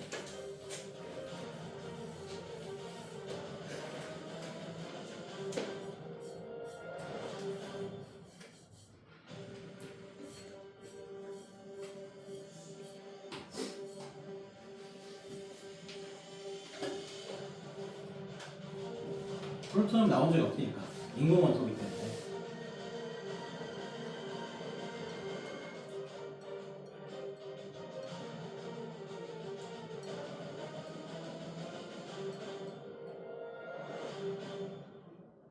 우리가 해놨다 이거지. 인류가 드디어 지층의 흔적을 남겼다. 그래서 저걸 했는데 안 됐어요, 당연히. 다행히 안 됐어요. 좀 더 증거가 필요하다 이래가지고. 그래서 2024년에 공식 도입은 불가했습니다. 그러니까 공식적으로 홀로세라고 하는 지질학적 시기가 끝나고 인류세가 되었다고는 안 했습니다. 그건 너무 큰 거기도 하고. 근데 이제 학교에서 인류 영향이 부정된 게 아니다. 인류 영향의 흔적이 지층에 남아있긴 한데 이게 광범하게 퍼져 있어서 학술적으로 지질학 시대의 명칭을 바꿀 정도까지 아니다. 뭐 이런 것 같아요. 근데 아마 좀 더 지나면 될 수 있겠죠. 그래서 인류세는 이게 한 5년 된 다큐인가? 꽤 EBS 다큐인데 닭들의 행성. 인류가 가장 많이 먹는 게 뭐다? 다. 왜일까요? 맛있으니까. 맛있나요? 왜 맛있죠? 튀겼으니까. 자, 소. 안 먹는 사람이 있나요? 아니. 있어. 힌두교 안 먹잖아. 네? 힌두교에서는 안 먹잖아. 아. 돼지. 돼지도 있잖아. 있죠. 이슬람 안 먹죠. 네. 양. 뭐다 먹었어. 양은 이슬람이 많이 먹습니다. 이슬람 많이 먹고 이제 호주, 유럽, 미주 많이 먹죠. 중국도 많이 먹어요. 한국인데 양 좋아합니까? 맛있다. 우리 별로 안 먹잖아. 양 많이 먹어요? 맛있다. 그러니까 먹긴 먹는데 우리가 양을 주로 먹진 않잖아. 치킨 싫어하는 사람 있습니까? 참고로 치킨은 원래 원산지가 어디냐면은 중앙아시아 쪽이에요. 중앙아시아. 우리나라 토종닭이 걔네들의 후손이거든요. 근데 최소한 8번 이상 가축화가 됐어요. 그러니까 중앙아시아에서 다른 데로 가는 여러 민족들이 얘를 챙겨갔어. 치킨! 챙겨가가지고 심지어는 오세아니아 가는 걸 챙겨갔습니다. 모아나는 치킨 있죠? 네, 실제 치킨 챙겨와요. 그러니까 치킨은 가축화시키지 않은 민족이 없어요. 다 먹어. 얼마나 먹을까요? 1년에 수백 원가량 갑니다. 우리나라에 치킨 몇 마리 있을까? 엄청 많겠죠. 엄청 많은 게 얼마나 있을까? 대충 찍어봅시다. 7천만. 7천만? 그거밖에 없으면 어떡해? 1억. 2억. 한 2억도 있어요. 아. 왜냐면 치킨 닭이 있고 달걀 닭이 있어요. 계란 낳는 애들은 치킨이 안 되잖아. 계란 낳아야 되니까. 얘는 나중에 뭐가 되면 닭곰탕 죽든다면 오래 살면 한 6개월 살아요. 6개월밖에 못 써. 알 낳는 닭들이. 아, 내가 기르면 또 오래 살 텐데 얘가 그 알 낳는 닭들은 매일같이 낳아야 돼. 오늘도 성공! 이렇게 삥 이렇게 펴줘야 되는데 오늘 저 몸이 안 좋아서 옐로우 카드 삑 다음날 나와 있으면 오케이 인정. 근데 또 다음날 또 결석이야. 안녕. 닭곰탕 가는 거야. 물론 걔들은 오래 삽니다. 치킨 낸 애들은 이제 한 달 반쯤 살고 가죠. 삼계탕 된 애들은 한 달도 못 살아. 걔네 한 20일쯤 살아야 됩니다. 근데 자기 수명이 얼마예요? 자연 수명? 네. 뭐 고양이, 담비, 누런 안 만나 족제비 안 만나고 잘 살면 15년 삽니다. 새들이 원래 오래 살아요. 새가 수명이 길어. 두루미가 100년 살잖아. 그래서 그 장수할 때. 저기 앵무새 요만한 데 있잖아. 조그만 애들 30년 살아요. 그리고 앵무새는 선생님이 알기로는 큰 애들이 오래 삽니다. 좀 요만한 애 있잖아. 코카도 이런 애들 한 60세 살아요. 60세. 그리고 이만한 애 있잖아요. 그 금광앵무 이런 애 있잖아. 100살 산다. 100살. 평생치고. 그래가지고 집에 들어가는데 막 이제 들어왔냐 막 이런단 말이야. 뭐 우리 아버지도 키웠던 앵무새 있죠. 인사 똑바로 하고 막 할 수 있어요. 새도 오래 살아. 근데 하지만 우리는 지켜놨죠. 이 닭들의 섬에기는 인류세의 초창기 논의 때 뭐가 나냐면은 닭뼈를 우리가 엄청 버릴 거 아니야. 그러니까 닭뼈가 화석화될 거다 라고 생각을 해가지고 그때 대학생 애들이 외국 애들입니다. 걔들이 뭘 생각했냐면 유전적인 조작을 거쳐가지고 닭뼈를 핑크색 만들게 돼요. 핑크색 닭뼈 해보자. 뭐 할 수 있는지 몰라. 상관없어. 그래서 핑크색 닭뼈를 많이 묻으면 나중에 지층에 핑크색 닭뼈가 나올 거라 이거야. 그게 인류의 흔적이 될 거다 그런 얘기 한 적이 있었고요. 플라스틱은 이게 당연히 나오는 건데 플라스틱은 화성 문제가 아니라 뭐 지금 온 지구상에 퍼져 있죠. 그런 얘기를 우리가 실제로 한다. 그래서 근데 위에 있던 그 안드레가 뭐예요? 어? 위에 세 번째 그 안드레고 바다 그거 있어요. 아 그거는 이제 바다가 잡됐다는 얘기를 하는 겁니다. 안드레는 사람 이름이고요. 이게 바다가 많이 오염됐잖아요. 그런 얘기 나오는 거예요. 3부가 좀 재미가 없어요. 근데 이건 EBS 거기 때문에 그냥 유튜브에 가면 있습니다. 인류세 책 나와요. 1부는 꽤 재밌어요. 산업화 이후 지금까지 약 300년간 지구의 온도는 1도 이상 상승했습니다. 네, 1.5도 올라갔어요. 될수 있는데요. 인류가 지구에 얼마나 큰 영향을 작년부로 1.5도를 통과했습니다. 인류세를 통해 설명해 드릴게요. 산업화 이전까지 지구 온도는 지난 1만 년 동안 지적 4도밖에 오르지 않았어요. 인간의 산업 활동이 지구 온도를 순식간에 1도 넘게 올렸다고 과학자들은 발표했죠. 약 45억 살인 지구 입장에선 300년 만에 갑자기 올라간 온도가 얼마나 당황스러울까요? 지구는 당황하지 않아요. 지구의 열에 만드는 폭염, 흑설, 가뭄 등 큰 피해로 인간에게 돌아오고 있습니다. 이런 인간의 활동은 기후뿐만 아니라 공룡의 화석처럼 지층 속에도 새겨지고 있다고 합니다. 그래서 인류가 지구 지질 환경에 영향을 미치는 시대라 해서 인류세라는 단어가 나오게 된 겁니다. 이름은 좋지 않냐? 인류세 그런가. 인류가 드디어 지구를 정복한 것 같아. 파월 프리천이 2000년에 처음 제안한 용어로 인류가 지구 기후 생태계를 변화시켜 만들어진 새로운 지질 시대라는 뜻이에요. 산업화 이전까지는 자연이 지구 환경을 주도했어요. 빙하기, 반빙기, 화산 폭발 등 다양한 자연 환경의 결과가 지구의 땅에 흔적으로 남아있고 과학자들은 그 흔적을 토대로 지질 시대를 구분하는 거죠. 우리 이미 다 알고 있지만 지질 시대에 한 번 더 복습해볼까요? 지구가 만들어지고 생명체가 나타나기 시작한 시대는 한국이야돼. 최초로 땅 위에 생명체가 살기 시작한 시대는 고생대라고 합니다. 지구에 공룡이 살았던 시대는 중생대. 킹룡기 아니야? 킹룡기? 인류가 사는 지금은 신생대라고 불러요. 우리 인류는 신생대 중에서도 약 1만 1,700년 전에 시작된 홀로세에 살고 있어요. 우리는 이미 홀로세에 살고 있다고 배웠는데 인류세는 또 뭐야? 인간이 지구를 어떻게 바꾸고 있다는 거야? 자, 인류세라고 말할 만큼 인간이 지구에 남긴 흔적이 있습니다. 흔적 3가지를 알려드릴게요. 먼저 첫 번째 인간이 남긴 흔적은 질소입니다. 인류는 77억인 돈의 식량을 현재 82억이에요. 많은 양의 화학비료를 사용하고 있어요. 화학비료의 주성분은 바로 진짜 질소예요. 언제나 이게 많은 3년밖에 안 양의 되는 것 같은데 질소는 항상. 땅에 그걸 경제 안 되는 게 땅 77억이지. 속까지 변화시키고 있습니다.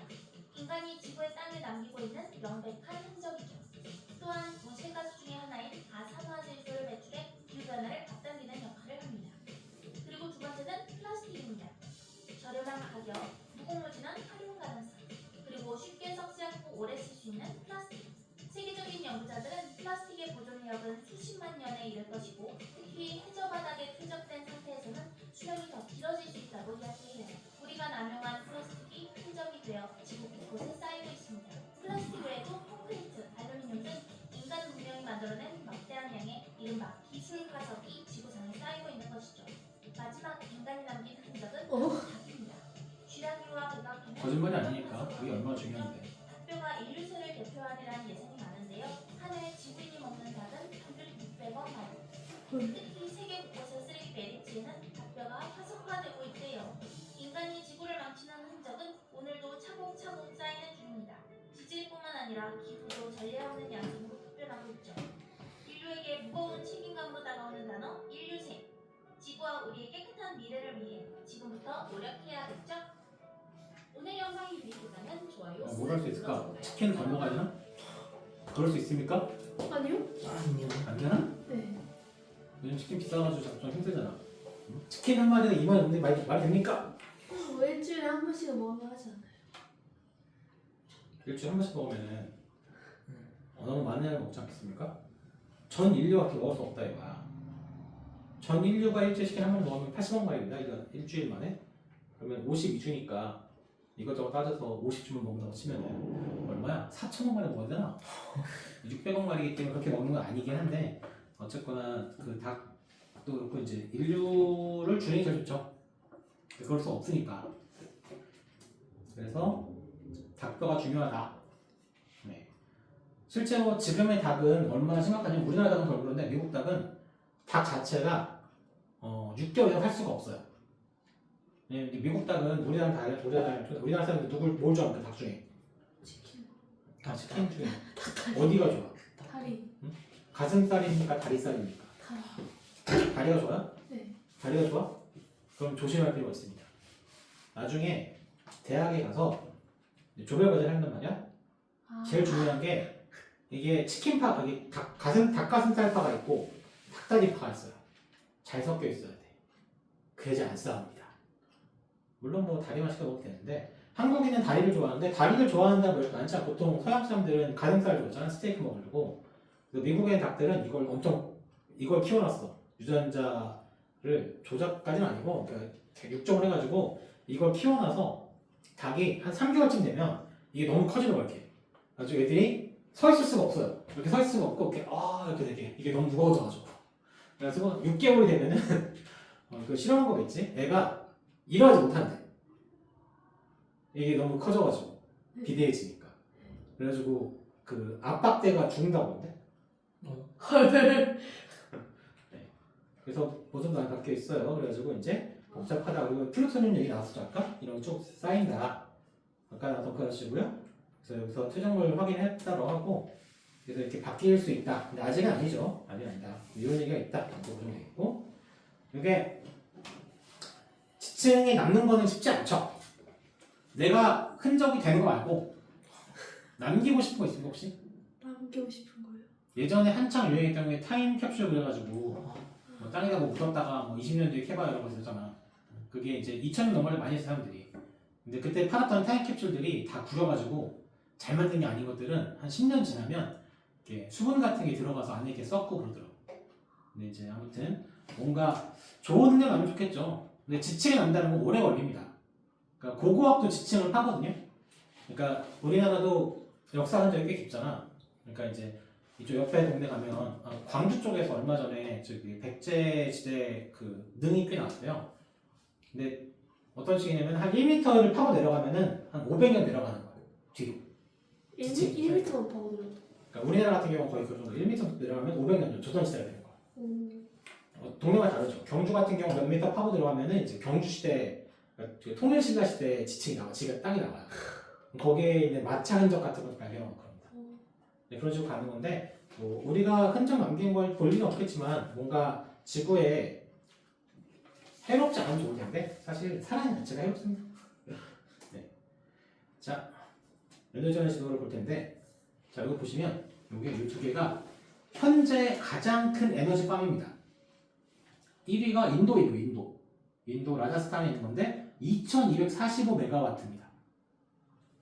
이게 얼마나 큰 거냐? 대따 큰 원자력 발전소가 뭐 10메가와트에서 100메가와트 사이죠. 이거 2000메가와트니까. 그 밑에 거는 중국이죠, 중국. 별차 안 나죠? 이게 어떤 식으로 중국이 시진핑이 딱 가. 지어! 그럼 짓습니다. 중국이 1등을 해. 인도의 총리 그 아저씨 있죠, 그 수염난 아저씨. 그 아저씨가 중국 애들이 빡치네. 야, 우리도 씌워! 인도는 민주주의 국가긴 한데 인도가 에너지 엄청나게 필요하고 인구가 제일 많으니까 이제 인도는 엄청 지어요. 그 지금 두 나라가 제일 많이 짓고 있고 그다음에 미국도 엄청나게 짓습니다. 그래서 태양광으로 가는 게 제일 좋으냐 풍력이랑 섞어 쓰는 걸 하고 있는데 우리는 좀 느리죠.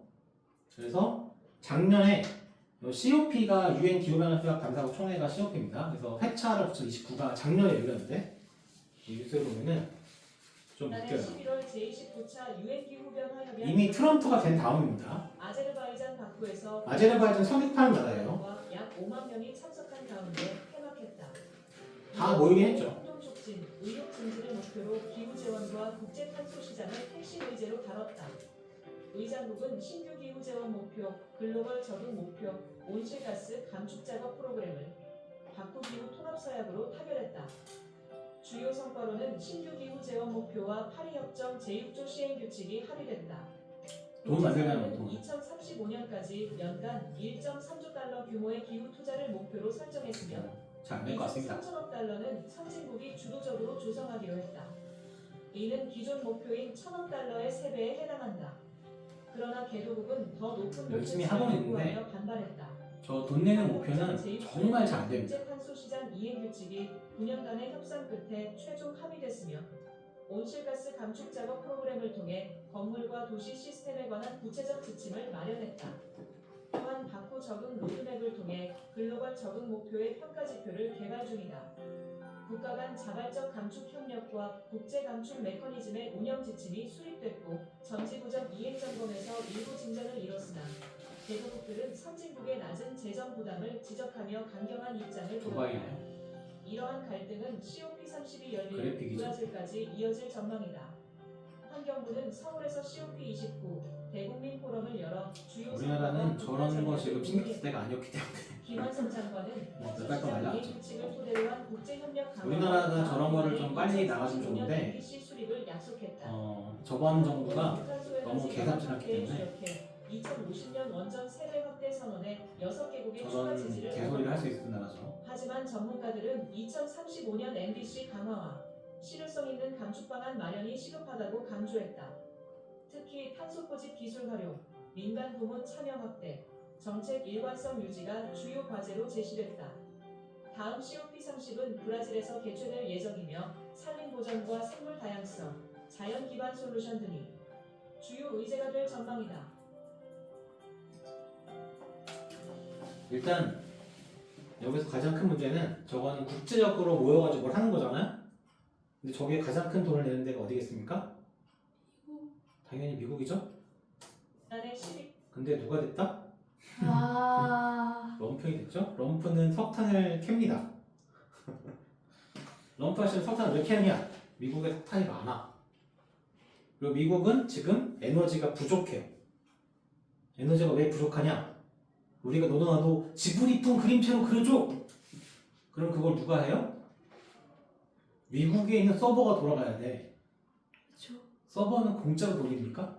아, 뭐 죄수들이 발발해가지고 서버 돌리나? 아니죠? 전기가 돌릴 거 아니야. 지금 인터넷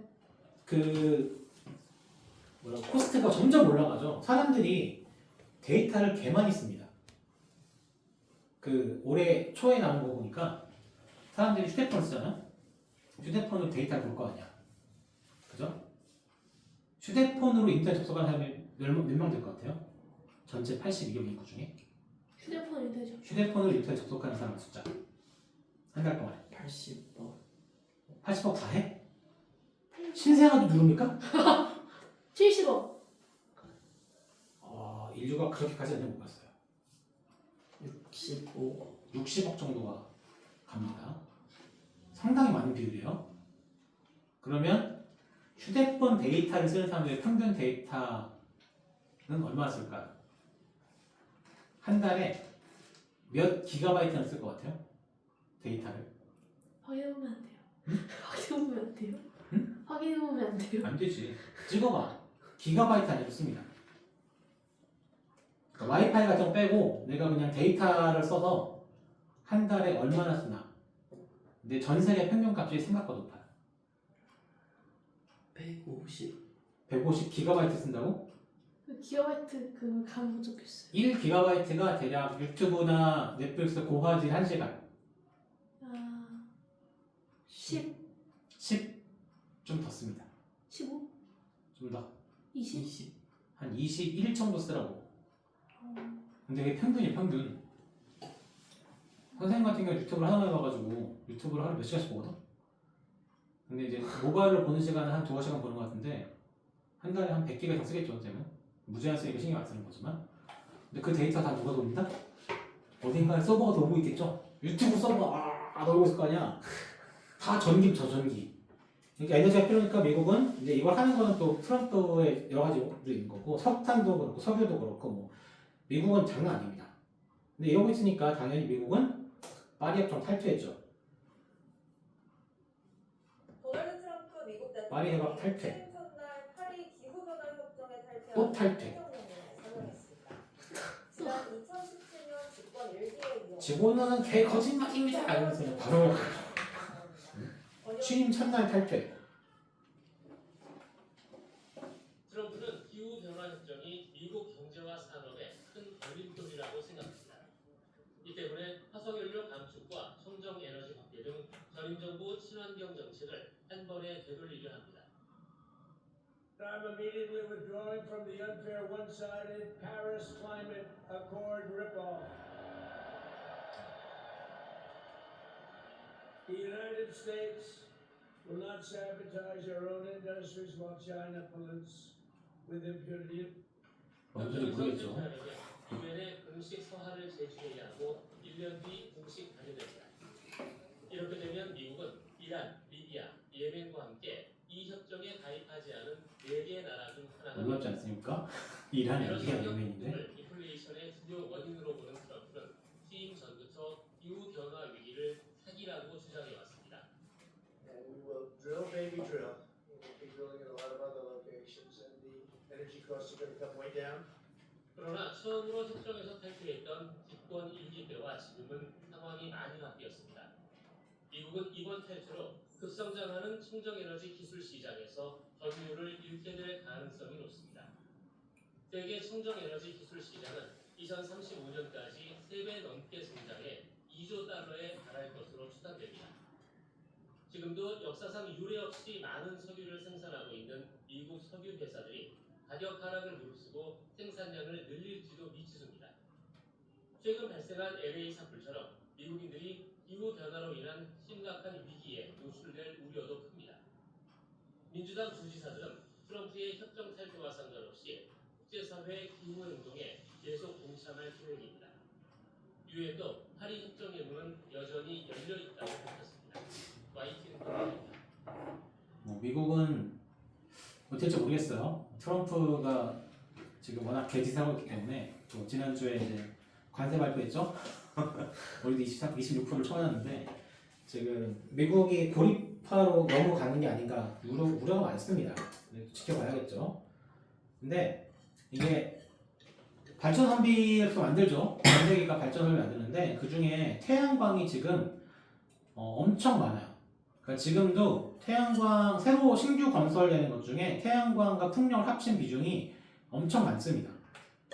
그러니까 새로 짓는 것 중에는 일단 화력발전소하고 그 다음에 원자력발전소가 별로 없어요.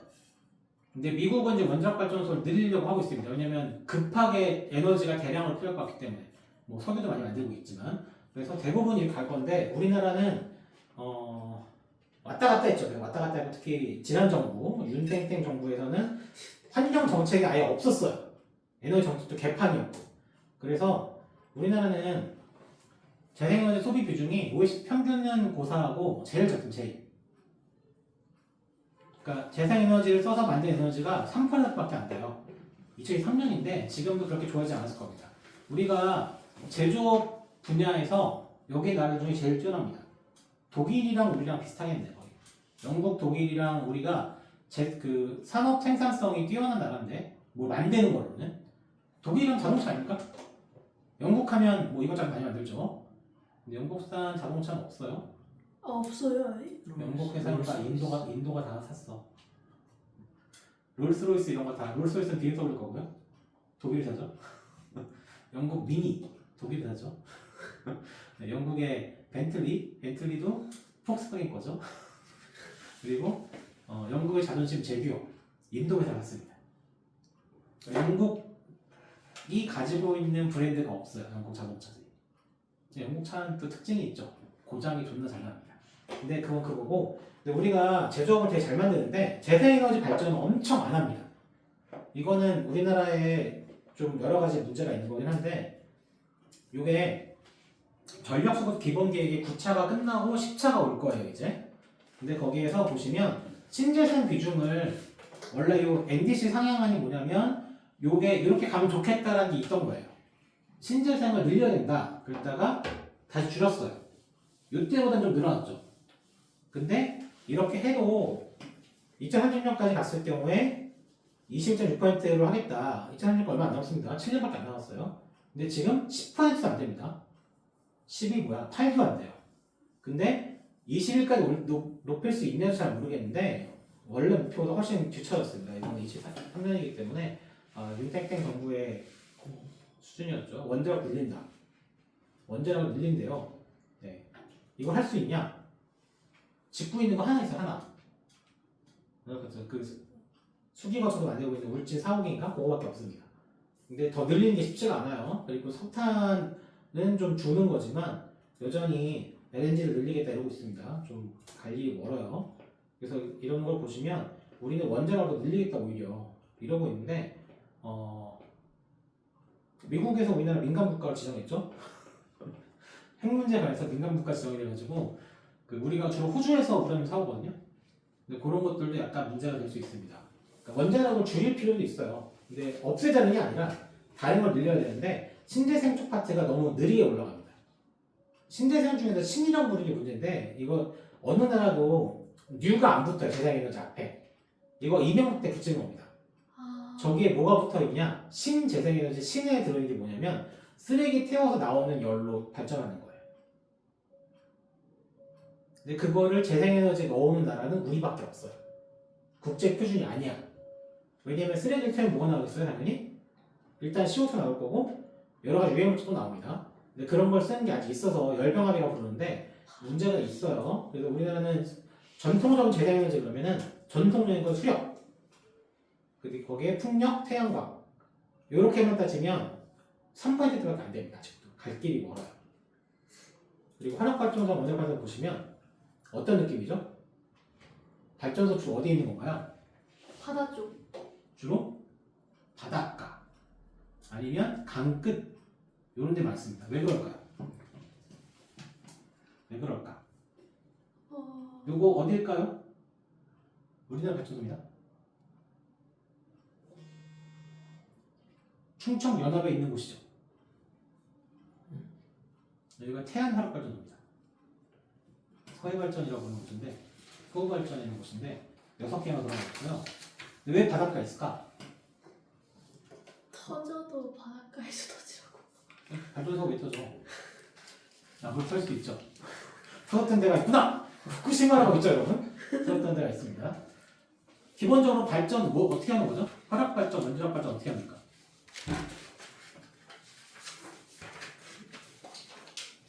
전기 어떻게 만들어 우리? 여러분 전자기도 배웠나요? 네. 터빈을 돌려서 이 회전에 의해 생기는 자기장 변화로 전기를 만드는 거죠. 터빈을 돌릴 때 뭘로 돌린다? 증기로 돌려요. 증기. 뜨거운 고온의 증기를 만들어서 돌리는 거기 때문에 화력발전도 석탄이든 석유든 소년가스든 이걸 써가지고 보일러를 달궈서 보일러에 생기는 증기로 돌리는 겁니다. 원자력 발전을 부는 것도 원자로를 도는 냉각수를 2차 냉각수로 돌려서 이 냉각수로 증기를 만들어 돌리는 거예요. 그러니까 결국엔 물이 많이 필요합니다. 냉각수도 많이 필요하고. 그러니까 물이 많은 곳이 좋아요. 그러다 보니까 바닷가나 강 하구에 짓는 겁니다. 그런데 문제를 보시면 발전소 위치를 잘 보면 다 바닷가에 있잖아요. 그죠? 전기 누가 제일 많이 쓸까요? 서울. 서울에 발전소 있어 없어요? 없어요. 없죠? 서울이 개쉬학기들이 말이죠. 그래서 지금 특히 이쪽에 있는 원자력 발전 이런 거 있잖아요. 동네 여기 있는 전기를 이 중에 2개인가는 포항이 써요. 포항에 뭐 있어요? 포스코 있잖아. 포스코. 포항지철. 제철소가 전기를 또 오지게 쓰거든요. 걔네가 원자로 하나쯤 씁니다. 근데 여기서 부산, 울산 이쪽에 많이 주고 나머지가 서울로 올라가요. 여기 있는 거 다 태안 쪽에 있는 거 서울로 올라갑니다. 물론 우리도 쓰죠. 서울이 에너지 엄청 쓰기 때문에 서울을 많이 올려보내요. 근데 먼 거리를 보내면 당연히 송전 과정에서 전기가 소비됩니다. 날라가요. 그래서 서울 근처에 지었으면 되는 거 아니에요? 서울 근처에 위험한 거 어떻게 지어? 라고 생각하는 높으신 분들이 있다 이거야. 그래서 요즘에 이쪽 동네에서 서울로 보낸 전기는 단가를 높이겠다는 얘기를 하고 있어요. 서울시에서 전기요금 올라갈 수 있습니다. 근데 아무튼 좋지 않죠 그런 것들은. 점점점 에너지가 많이 필요할 거기 때문에 이런 게 있고요. 그래서 요즘에 이런 거 많이 합니다. 이런 거. 양수 발전이 뭐냐면 우리나라도 댐이 오지 많잖아요. 근데 우리나라 댐들은 발전 영상이 별로 없어요 생각보다.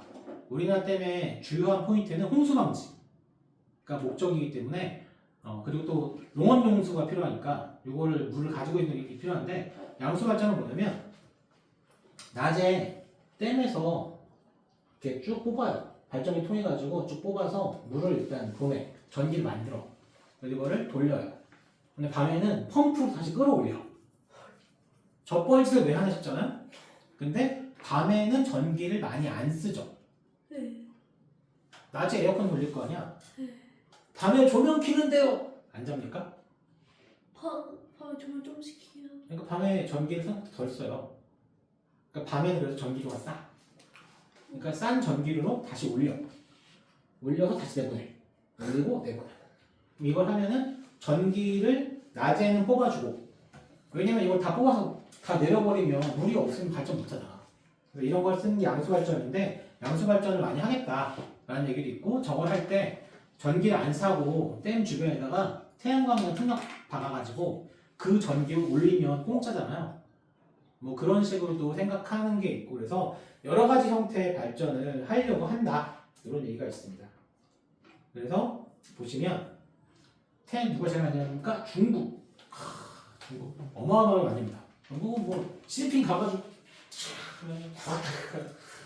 예전에 한 5년 전쯤에 하나가 그 태양 발전 그 패널 세계 1위였어요. 하나 솔라라고서. 근데 걔네가 왜 좀 조용하냐? 중국한테 먹혔어요. 중국 애들이 덤핑을 존나 쳐가지고 태양광 발전 패널의 90%는 중국 사람이에요. 지금. 그리고 이제 미국도 열심히 올라갔고요. 그 위에는 인도, 자펜, 자마니, 브라질 중 맨 밑에 사우스코리아 있죠. 사우스코리아도 만들긴 만듭니다. 근데 이제 여기는 고만고만하고 얘네들이 제일 많이 한다. 미국 같은 경우는 솔라시티라고 그 태양광 발전으로 이루어진 도시가 있어요. 그러니까 발전만 하는 거죠. 사막이거든. 사막에다가 태양광 패널을 10km, 10km 다이로 깔아버립니다. 거기에 만든 전기로 뭘 하냐? 애플에 보내주죠. 미국은 발전소가 많잖아요. 미국은 발전 회사가 많아요. 우리도 한국전력이라는 회사가 국영기업 같이 있긴 한데 미국은 다 사기업입니다. 그래가지고 애플 이런 거 하는 거야. 우리는 친환경하는 힙한 그린 컴퍼니이기 때문에 우리는 태양광 발전만 쓸 거야. 그래가지고 니네 우리한테 전기 공급하는 회사 맞지? 아, 네 그렇습니다. 태양광 발전 등기를 내놔. 없는데요? 그래? 넌 계약 해지야 이 새끼야. 그래가지고 그렇게 받아요. 그리고 걔네들이 이제 보면은 회사 주변에다 솔라팬 막 엄청 깔아놨잖아. 그런 식으로 돌리는 건데 앞으로는 이제 생산도 그렇게 하겠다 얘기를 하고 있어가지고 우리 따라가야 됩니다. 갈 길이 멀어요. 그래서 보니까 의외로 이게 태양광 생산을 보시면 한국이 작진 않습니다. 작진 않은데 갈 길이 아직 멀다. 중국이 이런 걸 되게 빨리 가요. 그리고 이렇게 보시면 나라별로 보면은 호주가 꽤나 잘 나갑니다. 호주도 11% 가져가거든요. 호주가 후갈랜드는 조금 섬나라기 때문에 높은 거고요. 여기 보면은 칠레가 12%, 칠레도 또 사망 거 많으니까. 그리고 베트남, 예멘. 베트남 같은 경우는 10%가 넘어가잖아요. 베트남도 나라가 넓은 데다가 저기 경제 성장이 엄청나니까 요즘에 짓는 발전은 대부분 다 태양광이나 풍력이에요. 태양광이 얼마나 싸냐? 태양광이 이제는 원자로보다 훨씬 싸고요. 풍력이 제일 싸. 단가가. 석탄 화력보다 더 싸요. 그리고 지금 태양광이 석탄 화력만큼 따라가는 추세입니다. 많이 싸지고 있어요. 그리고 이제 태양광과 풍력의 좋은 점은 공장 생산이 가능해요. 공장 생산. 발전소를 졸라 빡세게 만들 필요가 없이 그냥 공장에서 막 찍어내면 돼요. 선풍기처럼 찍어가지고 갖다가 꽂으면 됩니다. 물론 부지가 많이 필요하죠. 그리고 뭐 지나가다가 새가 맞아 죽어요. 소리가 존나 시끄러워요. 이런 얘기가 있는데 에너지가 필요하면 닥치고 심어야겠죠. 우리나라도 좀 해상 풍력 한다고 합니다. 어제부터 바다에다가 풍력 꼽는 거야. 풍력 발전기. 여기서 보시면 이제 2021년 캐패시티인데 중국이 제일 많고요. 쭉 가다 보면 우리나라도 없네요. 없네? 없어요? 네. 이러고 있다. 우리는 올 아더스에 들어있겠죠. 열심히 깔고 있다. 그래서 다음 주부터는 책이 바뀌죠. 다음 주에는 나머지 있는 것들은 읽어보면 되겠고 도킹사 씨가 지난 강의했던 이 책이 꽤 그것도 괜찮습니다. 그래서 많은 동물들 얘기를 좀 하게 될 것 같은데 동물들, 생물들. 그래서 2장까지는 볼 거예요. 2장까지만 정리해서 한번 읽어보시고 될 것 같고 그 다음에 추가할 얘기는